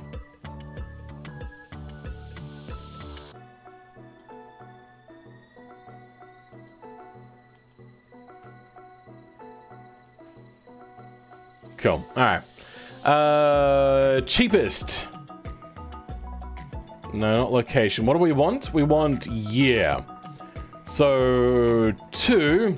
Let's just choose like 1990. The cheapest, this one is very rotted out, $2,500. You know what, actually, these prices are very much down. They used to be like $10,000 a decade ago. These prices are very down. $5,000. A convertible one for $7,500. $12,000 sounds about right.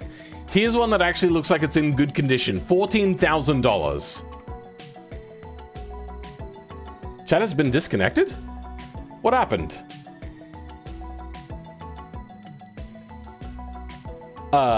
Is my internet down? Doesn't look like it's down. Why is chat down?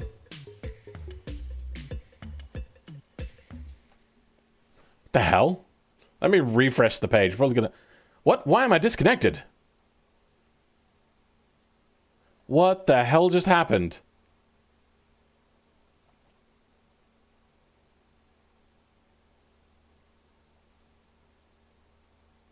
Alright, we're back in now. That was weird. Can still chat here? Yeah. That was so I'm reconnected. I got logged out of YouTube. That was weird. I don't know what just happened. Anyway, so those are the sorts of prices we get. Now, this is the very last one. This is meant to be similar to, like, I think they said an international, which is a company I only vaguely know about and don't know a whole lot. It's actually getting really hot in here. Oops. Weird things are happening. YouTube is not happy. We saw you all the way through. I thought you might have. It just seems that for some reason YouTube logged me out. Did somebody like hack my password or something and log into my account or something?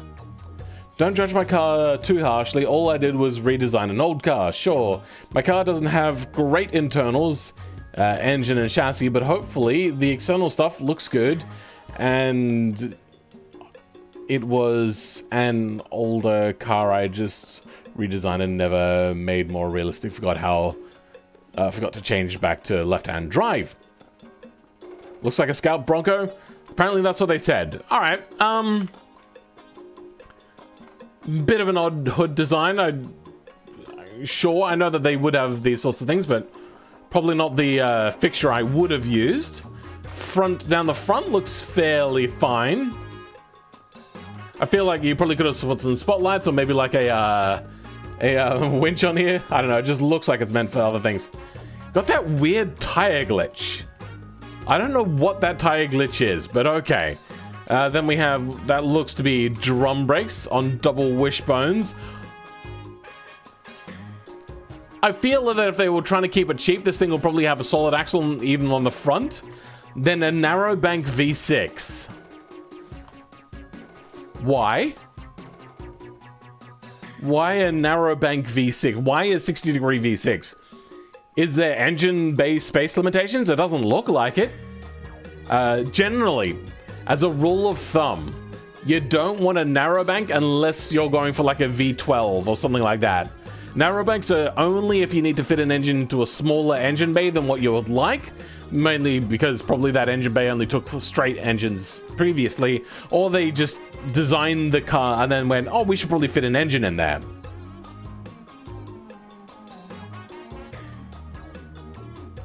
Also, being so old, it probably wouldn't be quad cam. It'd probably be still push rod or overhead cam, being British. Not much is a 2000 Mr. 2 here. What? Oh, how much is a year 2000 MR2 there? Here, an MR2, probably like $10,000 to $15,000.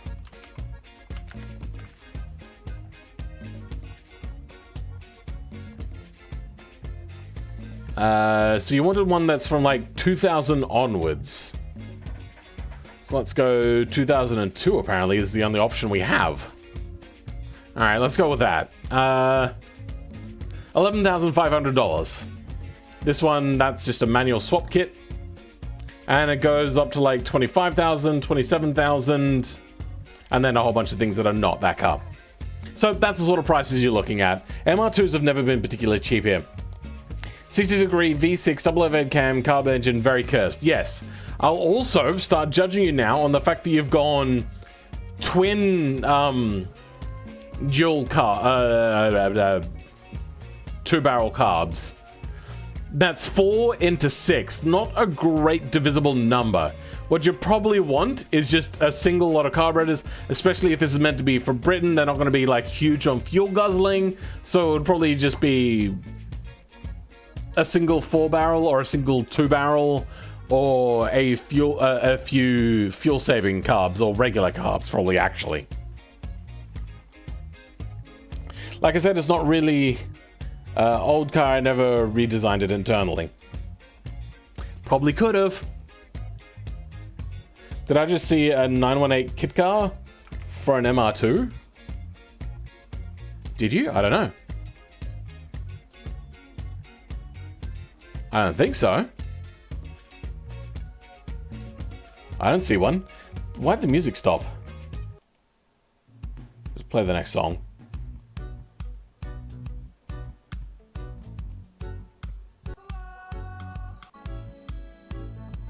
Ah, okay, that's what's happened. My headset has stopped working.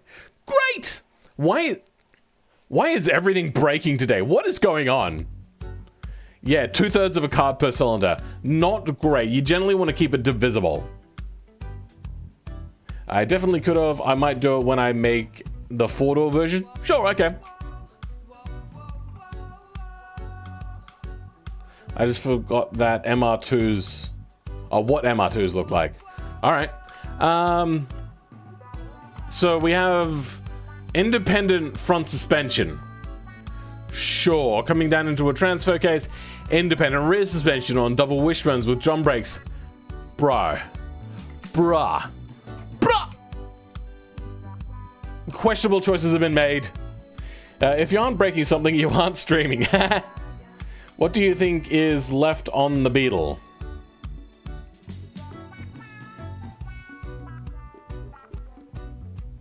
Left of the Beetle. What? Yeah, Mr. 2 looks like a mini Carrera GT. Anyway, interior. Pretty nice. You've done a very good job of filling that in. Then your seats look nothing like what they should. Not even close.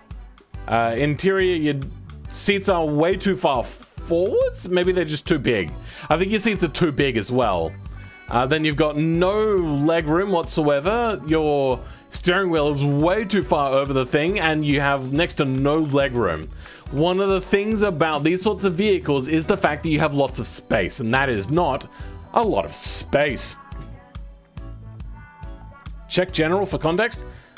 Oh, you're talking about it in Discord? No, I'm not going to do that. Not while streaming. All right, cool. That is that car. And if that's meant to be British... That is correct side drive. Good. Okay. Alt U. Let's have a look. We're going with the American one first. So let's take that to an American place. Let's take that to Utah, I think. Because, like, cruising the open roads is what, like, feels right. Oh, here we go. Utah. And let's go with campsite. Oh, God. Yawning. Horrifically. Just made for fixtures. They look okay from far away. All right.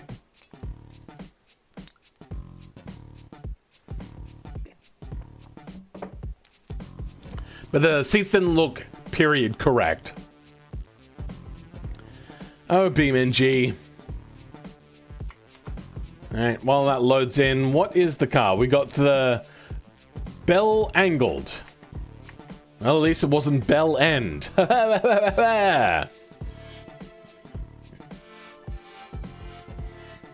I'm so goddamn dyslexic.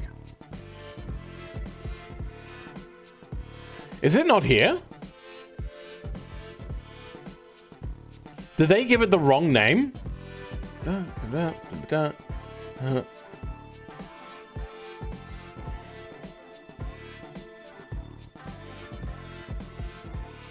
Have I read it wrong? Control E.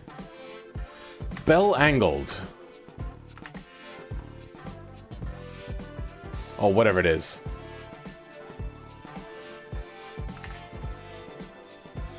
No, it's not that one.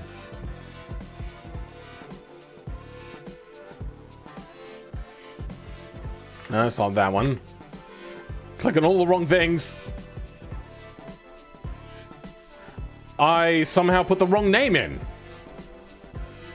1965. Weird.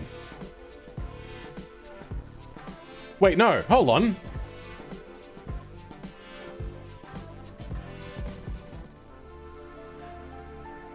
No, that is correct. They put the wrong name in. My favorite map on this car. Yeah, name is wrong. It old name. Bruh. Alright, so here we go. 1965. $1.6 million in 2012 money. No. Just no. No good. That is... You said it sold 125? It didn't. It sold none. As I was saying, like, the Porsche cars weren't able to sell like a fraction of an equivalent price. Did I turn the audio off? I might have had audio turned down because I was doing a whole bunch of coding all day long and I had YouTube videos on the background. I say coding, I mean like change something and test it. Oh, this thing is very oversteery. Goodness gracious. 1.66 million muscle car. Yeah, I know.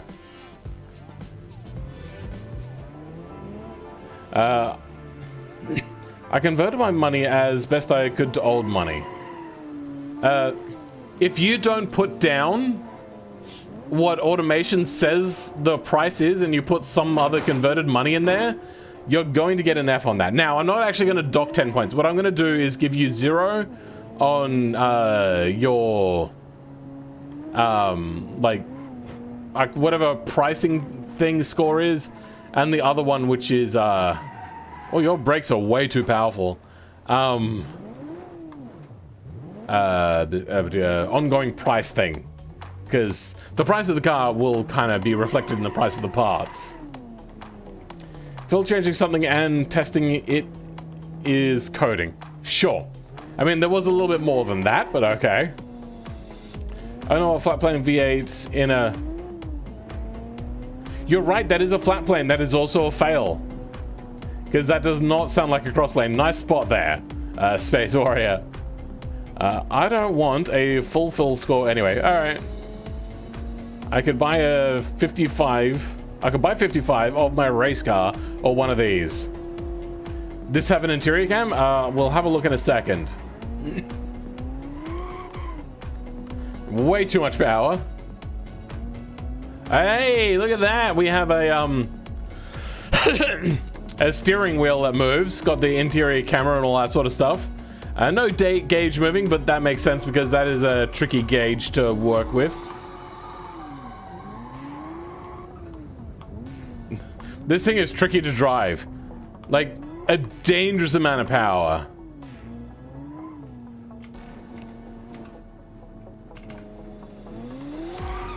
Alright, let's try this again. Woo, drifter! My goodness. That is a lot of power. With my car, I tried to link it with a character like the car is based off. What? Welcome, Fatty Faxbear. How's it going, bruv? This car is so hard to drive. God damn. Well,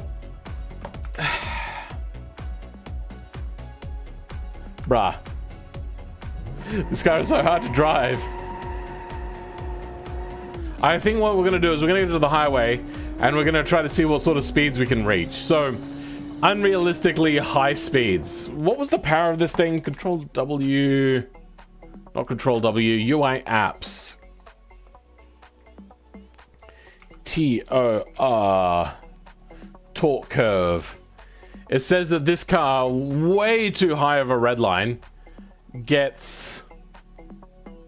I think that's nearly 500 horsepower? Yeah, no. Like, 500 horsepower, 1965, rare, but doable. But going 200 miles an hour? Nah, bruh. A car body shaped like this, I don't know what you've done. Maybe automation is still just shit about that. Oh, the brakes are terrible. Lock up way too easily.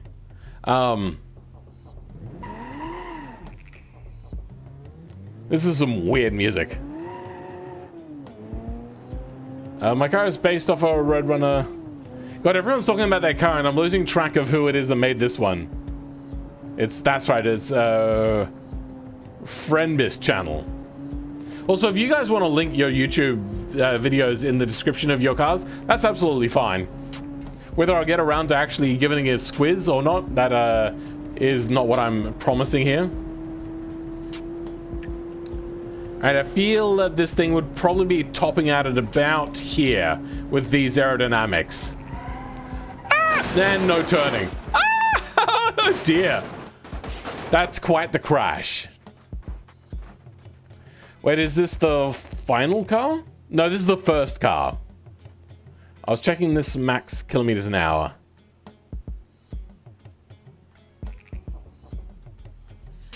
What? You'd be lucky if a muscle car hit 150 miles an hour, which is 200 is not happening. Yeah, it's mostly to do with the just general shape of it, which is not indicative to that sort of thing. So, I'm assuming you're going to want a full fill score. It's going to be brutal, but stop me if you don't want me to. Styling! This car is...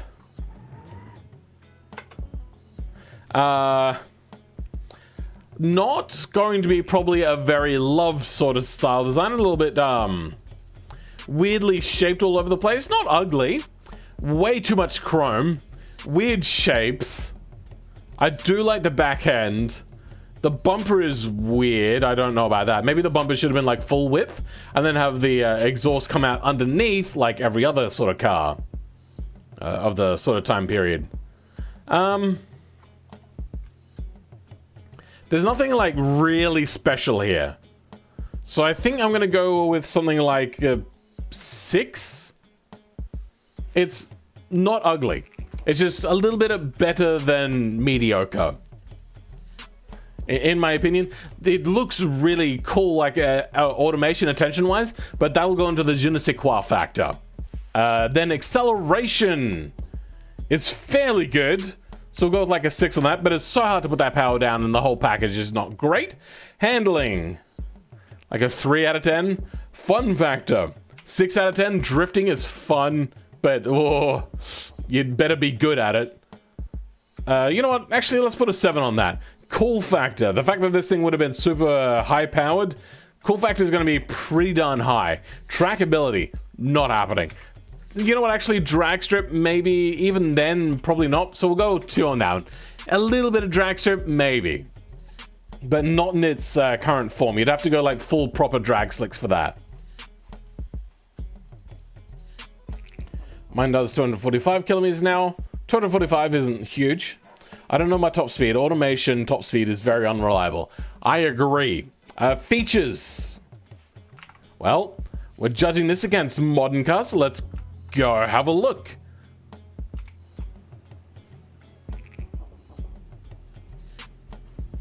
There's meant to be a steering wheel there, right?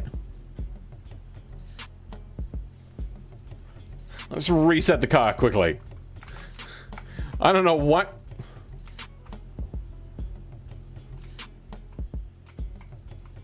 What's happened? There was a steering wheel and you could move it, but now it's not there. I did reload. What happened? Okay, I had to like do a full hard reset. So Control R, it went back to the code and had a look. Some sort of weird glitch just happened then. I reset twice and it was still not there. Anyway. Features, it has a disk drive.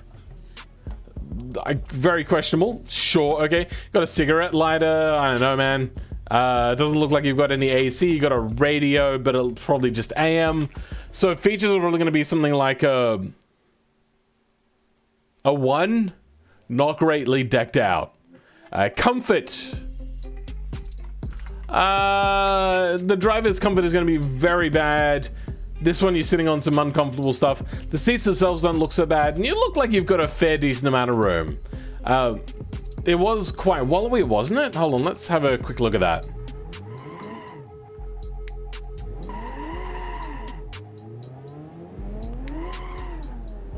Yeah, it's a little too wallowy for today's tastes, so let's give that comfort like a 6. Not great. not bad. 3.7 millironkins or whatever, ronkins. Quality, probably not going to be particularly great, even though it is like $1.6 million car. That probably means that it was handmade. And being handmade is probably a byword for, you know, some person put it together sort of thing. So, being so old, the quality is probably not going to be particularly great. We're going to go with something like a 1 out of 10. It's not the worst, maybe a 2 out of 10. Practicality. Parking it is going to be hard. At least you can fit 5 people in here, even if the seats, I've just realized in the back here, are too narrow. Weird choice. To each their own, I suppose. Sizable boot. So, practicality. 6 is going to be too hard to park, though. Value, 0. Ongoing costs, 0. It's going to be like using all the fuel and it's going to be hard to repair. Parts are going to be very rare on a 125 short run. J-beam editing. So we've got a steering wheel, which is pretty decent. Got a new camera, and I think there was a few other things. Let's have a look. What else did you do? No, I was thinking of a different one. Oh no, here we go. And less bright and yellow lights, which is not something I've seen before. So let's have a... You know, let's go into the tunnel and have a look. God, the amount of power on this thing is insane. Ah! Alright. Oh god, why am I yawning so much? N. Oh, okay. They still seem a little bit bright, but that might not actually be the amount of light projected. It might actually just be the color in which the background is. That seems pretty decent, and I like the fact that it's a little bit yellowed. Good job. I do like that. So I'm going to give you a little bit of an extra bit on that, considering that that's something that nobody else has really submitted to me yet. So, wrong one. J-beam editing. Camera's very easy. Probably like 2 or 3 for that, and then like a point or 2 extra points. So like, for a first-time person that I've never seen around doing something like that, well done. Good work. I approve. Also, we've gotten to the testing phase in just under 2 hours. That's unusual for Phil. Wow. Way to call me out. Somehow forgot that these are Mondays and not Sundays? Sure. Sorry, did I say that back to front? I'm not sure. I'm making homologation Group B car call. Hey, Shadow, interior dash. What? Lighting? Oh, really? Oh, nice. Well done, Jahar. Good work. Anyway, would I buy it? That'd be like, I'm going to give it 1. I would consider it, but I probably wouldn't because it's not really my sort of, I don't like big, chunky 4-door muscle cars really anymore.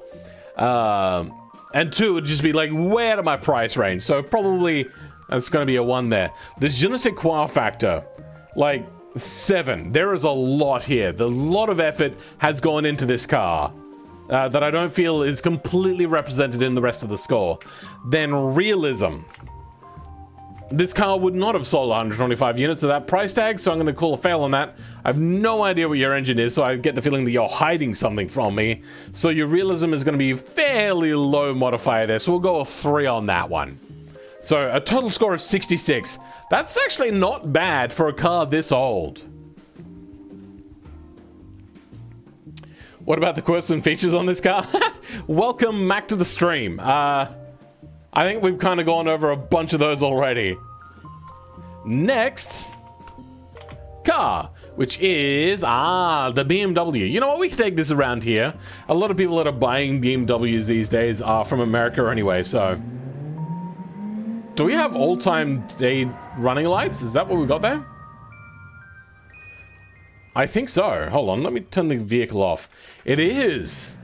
So we got daytime running lights on this car. That's pretty cool. Very slow off the line. Hold on.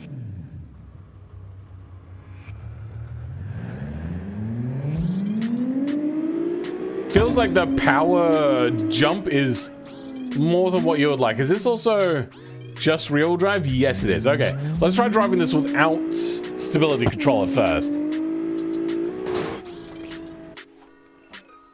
The score predicts the route it's driven on. What? Gotta love some good daytime running lights. I mean, I just don't think I've ever seen anybody else bother programming in daytime running lights. I just think that's a pretty cool little extra thing that they added there. I approve.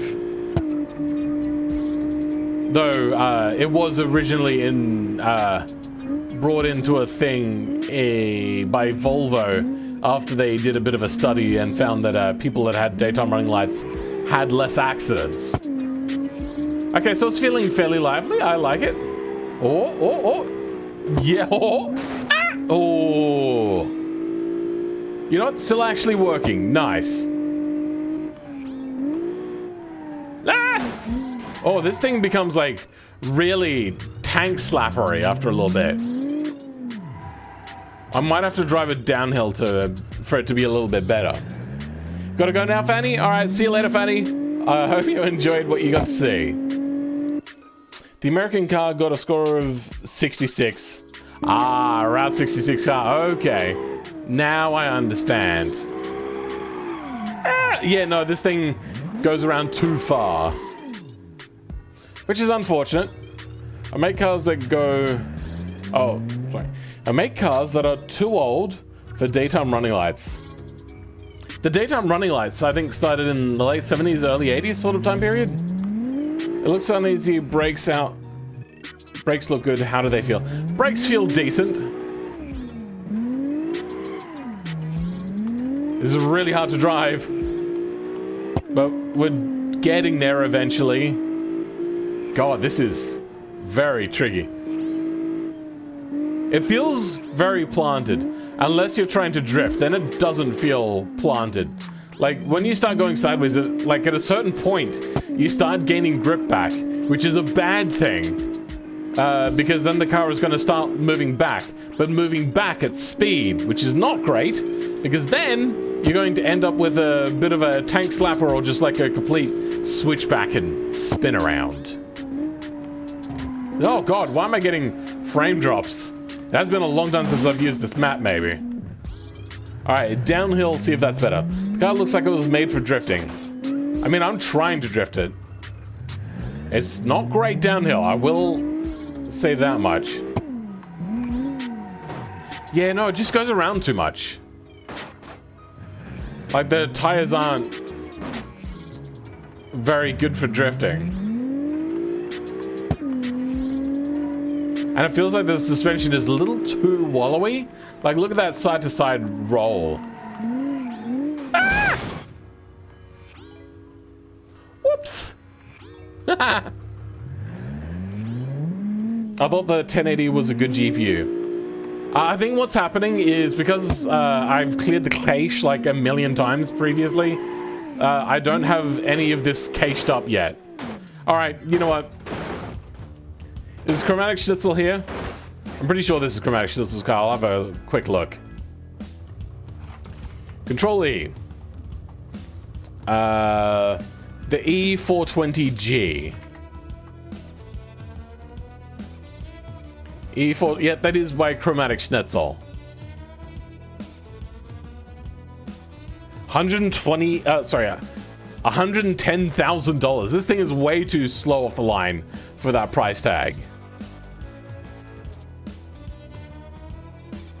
Oh, it's a V6 twin turbo. That's right. Yeah.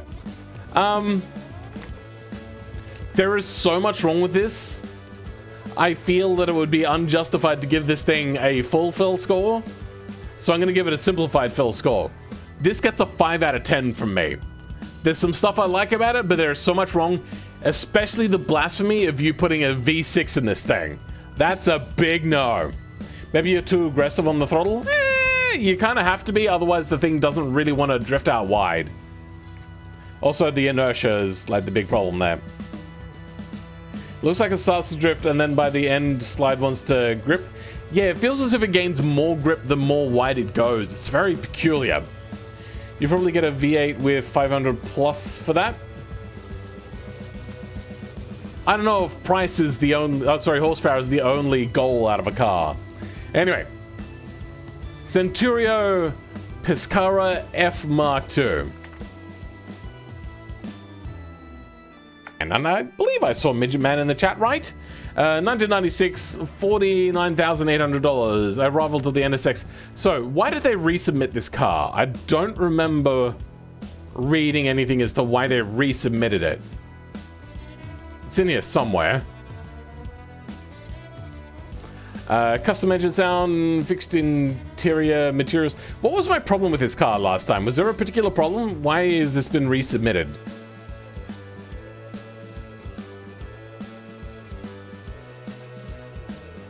I don't know. V6 and 340 horsepower for a six-figure Beamer would be a crime. I don't know. You'd probably get a V8. Yep. Read that one already. But the Z4 exists. What are you talking about? That is very loud. That is very loud. I like the sound, but it is very loud.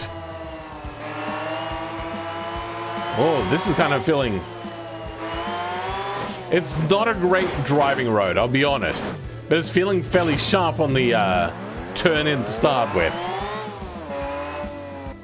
Oh, we can resubmit? Well, expect a better, more realistic outrider soon? Okay. You buy the Z4 for the handling, though.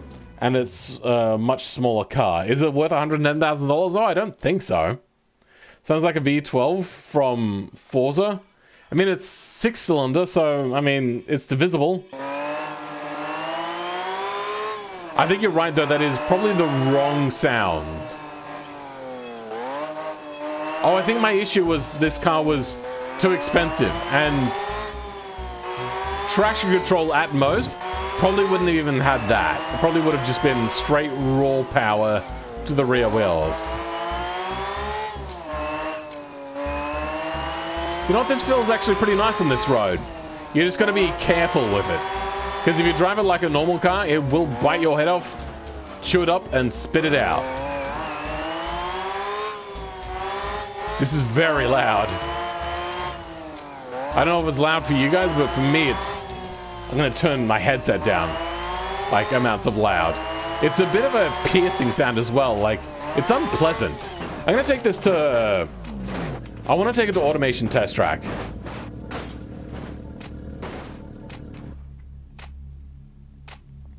Yeah, isn't that the Civetta Bolide V12 engine? Maybe. I don't know which V12. Wait, hold on. The Civetta Bolide doesn't have a V12. It has a V8. All right, let's see how this thing handles around here. So yeah, no, that I don't believe that is the Civetta engine. Okay, my headset cut out again. God damn it. What is happening? Why does my headset keep disconnecting? All right, you know what? I'm gonna fish for this cable. There it is.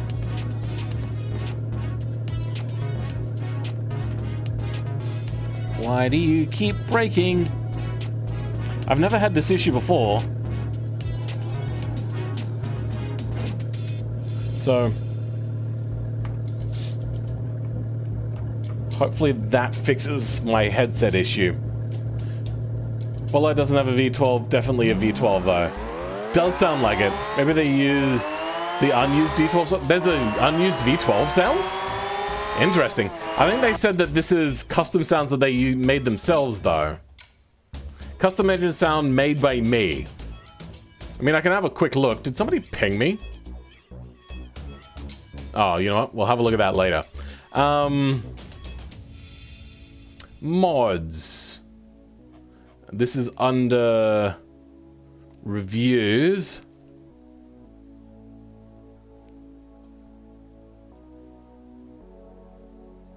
Which one are we looking at here? Centurio. Here we go. Oh, nope. Vehicle. There we go. And then engine. Let's see what we have here.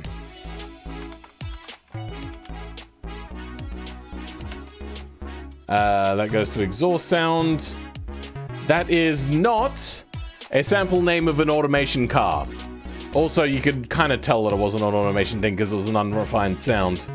It's got that little weird, like, thing that happens with more modern takes on this, where it sounds like it's echoing or doubled up in sound for some reason. It's weird. I don't entirely know how to fix that issue because I don't know what people are doing.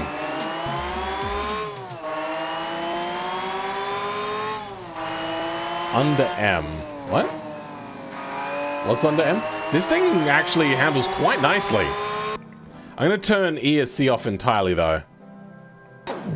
And try again. See how it handles without that. See just how well the car is really designed. So, without it, we get a little bit more understeery. And I can feel that this thing wants to oversteer, but it's not actually that bad. Doing all right. Things are pretty good. A little bit of understeer there. Brakes are rather nice for a moderate amount of power. Ah! F1's V8 sound? I think it's a V12. Pretty sure this is a V12 sound. Or, by just what I heard a second ago on the downshift, it might actually be a Rally 4-cylinder? Hold on, actually, there was a name on there, which means that they would have taken it for something. Let's have another quick look at that. I did probably close it a little bit too early. Camso engine.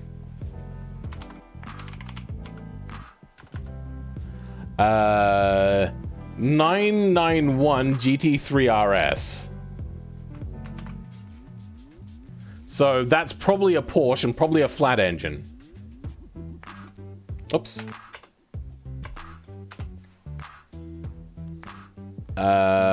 Video. I just want to hear the sound. I don't need to see a review.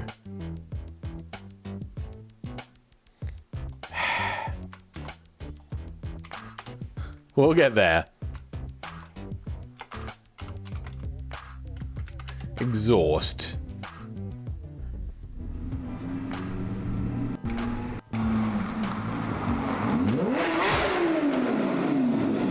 That does sound very V12-y. A lot more raspy than what you'd expect from a 6-cylinder.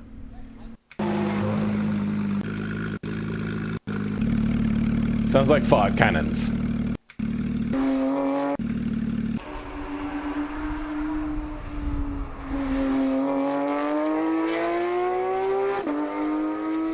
You know, that actually doesn't sound bad. But then this?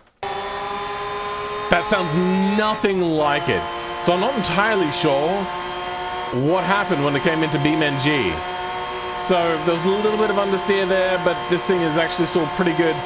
The top speed is not very high at all. 200 and... what was that? Was that 226 or 266? Based on the Porsche 991, sorry. It's a flat 6. Porsche flat engine.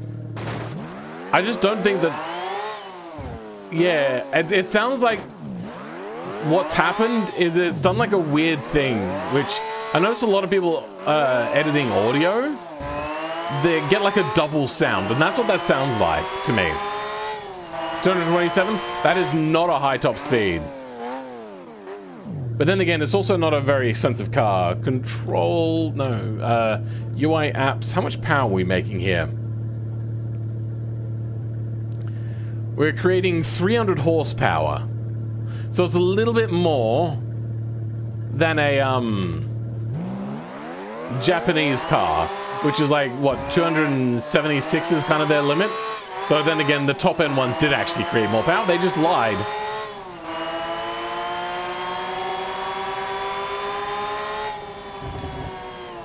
It deserves to be on the handling track. Sounds like someone left the reverb on. Yeah, it does a little bit. It's a weird thing that BeamNG does. You know what? We can actually play one of the audio tracks right now to see if it's BeamNG or the audio. No. Oh, these are very far apart and uneven.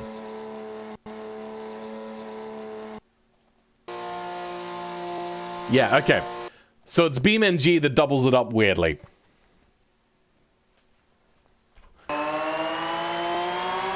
And I don't honestly know how to fix that because I've not really bothered to look much into it myself. Even trying to apply default engine sounds to automation cars currently is absolutely jank and isn't working properly, which is a real pain in the butt cheeks. They've changed some things around. Things have gotten a lot more complicated. But yeah, overall, I like the handling of this car. This car was submitted last week, so I feel that not much is going to change. Your realism is going to be okay. It's maybe making a little too much power for its time period and engine choice. Aside from that, looks rather nice. I still don't like the vent on the side. I do like the little extra detail on there. We'll just give it a simplified fill score. The tires for the time period. What was the time period of this? Hold on, where is it? Here it is. 1996? Those tires are way too low profile. I mean, let's actually have a look at a 1996 Porsche. Images. God, is that what they look like in 1996? Ugly. You know what, actually, that is really low profile. For the most part, I stand corrected. But except you will now notice that a lot of cars from the 90s had a very rounded sort of design. Everything was all about being as soft as possible to look as aerodynamic as possible. That was just the marketing thing. This goes against that entirely for 1996. Those tires, sorry, the wheels don't also look period correct. They're not round and soft enough. And I don't know, maybe I still do think that those wheels are too low profile. Japanese sport cars on paper have 276, but yeah, as I said, like they lied about how much power they had. But that was also, the Supra was a twin turbo, straight six. This, I can't, yeah. Like, this handles so nicely. 8.5 out of 10. I love it. I don't remember what I gave it last time. I don't care. This is what I feel like giving it right now. Then we got this thing. What is it again? What's happening? Am I having this issue? God damn it. Control L, I think? There is some weird stuff happening to my BeamNG recently.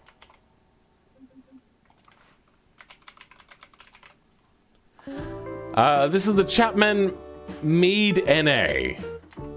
So, the Chapman Mead by Count Cheese. Thank you for the car. This is a 2002 at $23,600. So this one is priced below the MR2. The Mead is a British sports car by the British brand Chapman. It is a rear-engine, rear-wheel drive, two-seater sports car. Let's double-check that this thing isn't all-wheel drive. Good, it isn't. All right. Did they say rear or mid-engine? Rear engine, okay.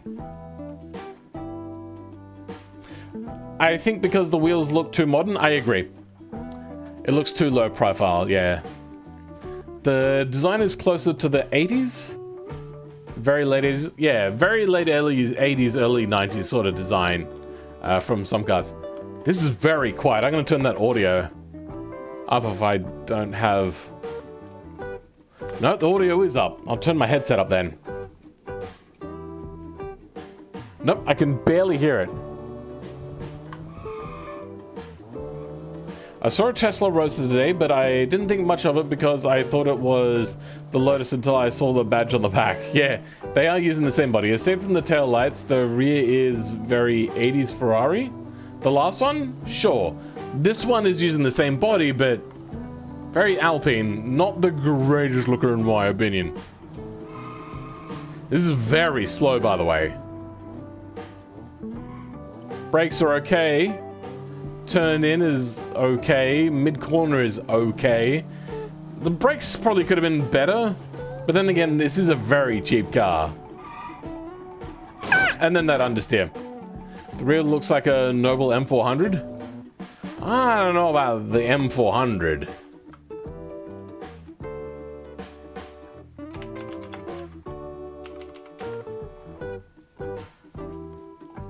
Yeah, no, the big distinctive thing about the rear of the N400 is, can I get a big picture, please?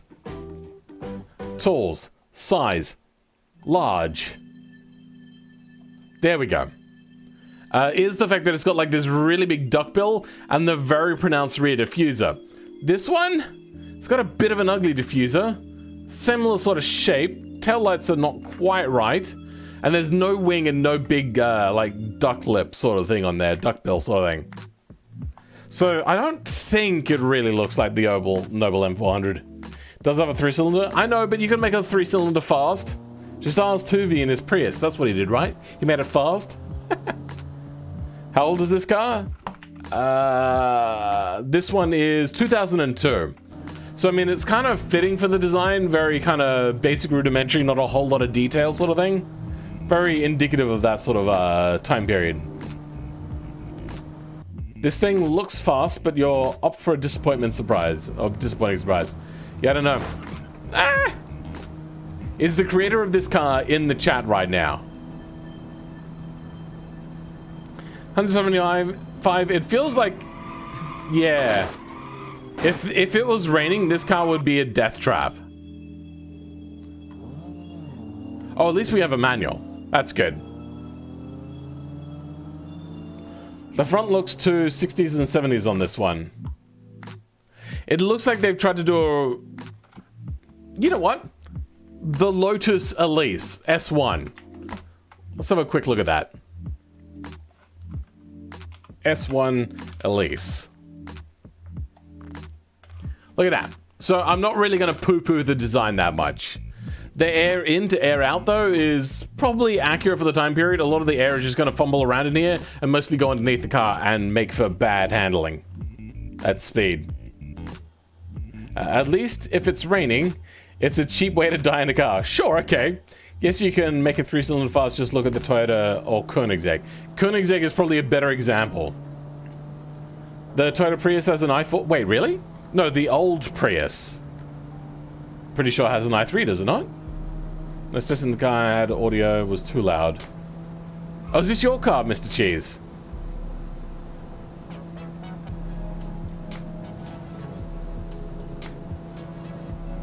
Anyway.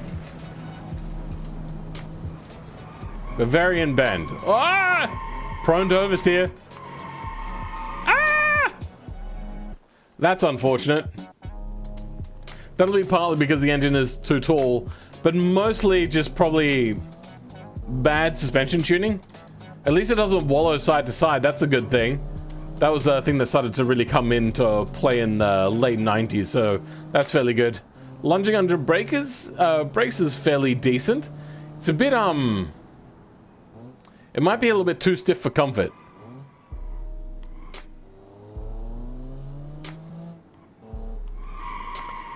It just looks like it's from the wrong era. The car would look outdated by 2002. Potentially.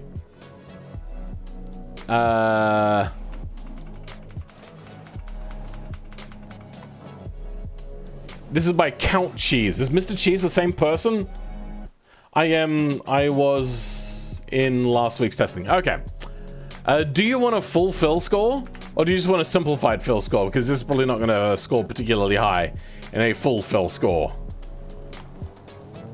Also, how long have you been playing for? Also, maybe like try to be more like move the playhead up to be live, because that was a very long time for you to reply.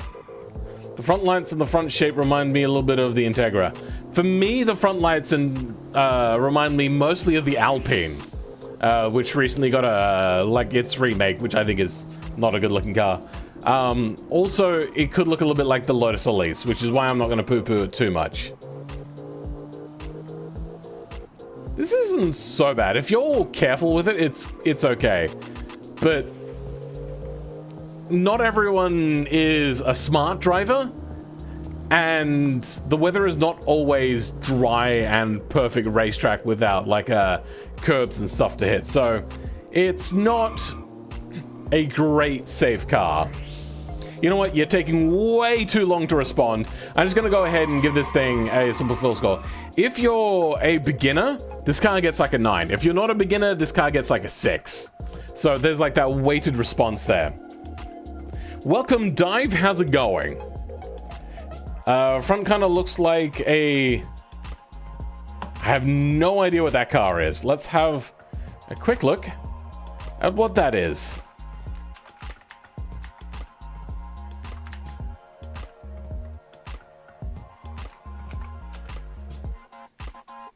Oh, you're right. It does look a little bit like that.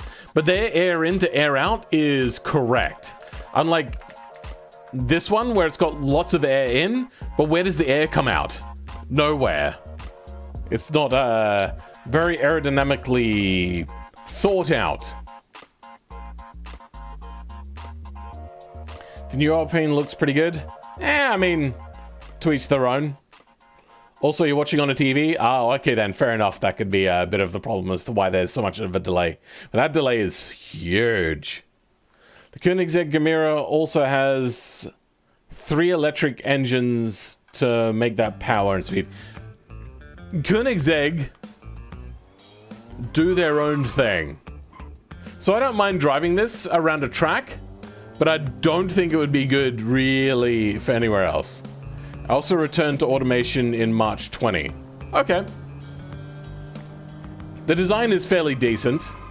Your realism is okay, I suppose.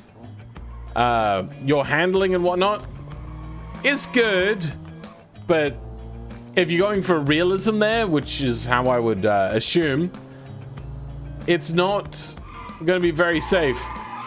And it's going to probably kill a few people. Pedestrians as well. Anyway, I like it. I think with more time spent on the handling, it'd be a lot better. Gemini 3 is make electric motors cool. All right. Next car is the De Bonatti Riva something.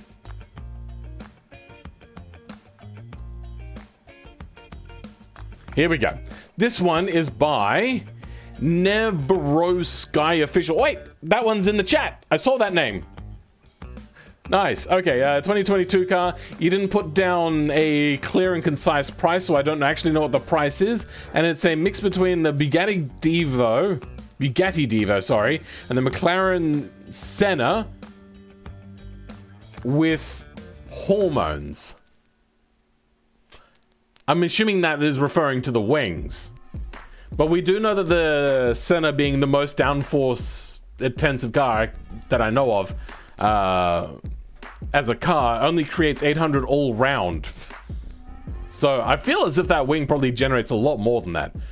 French brand and car assembled in Modena. I don't actually know where Modena is.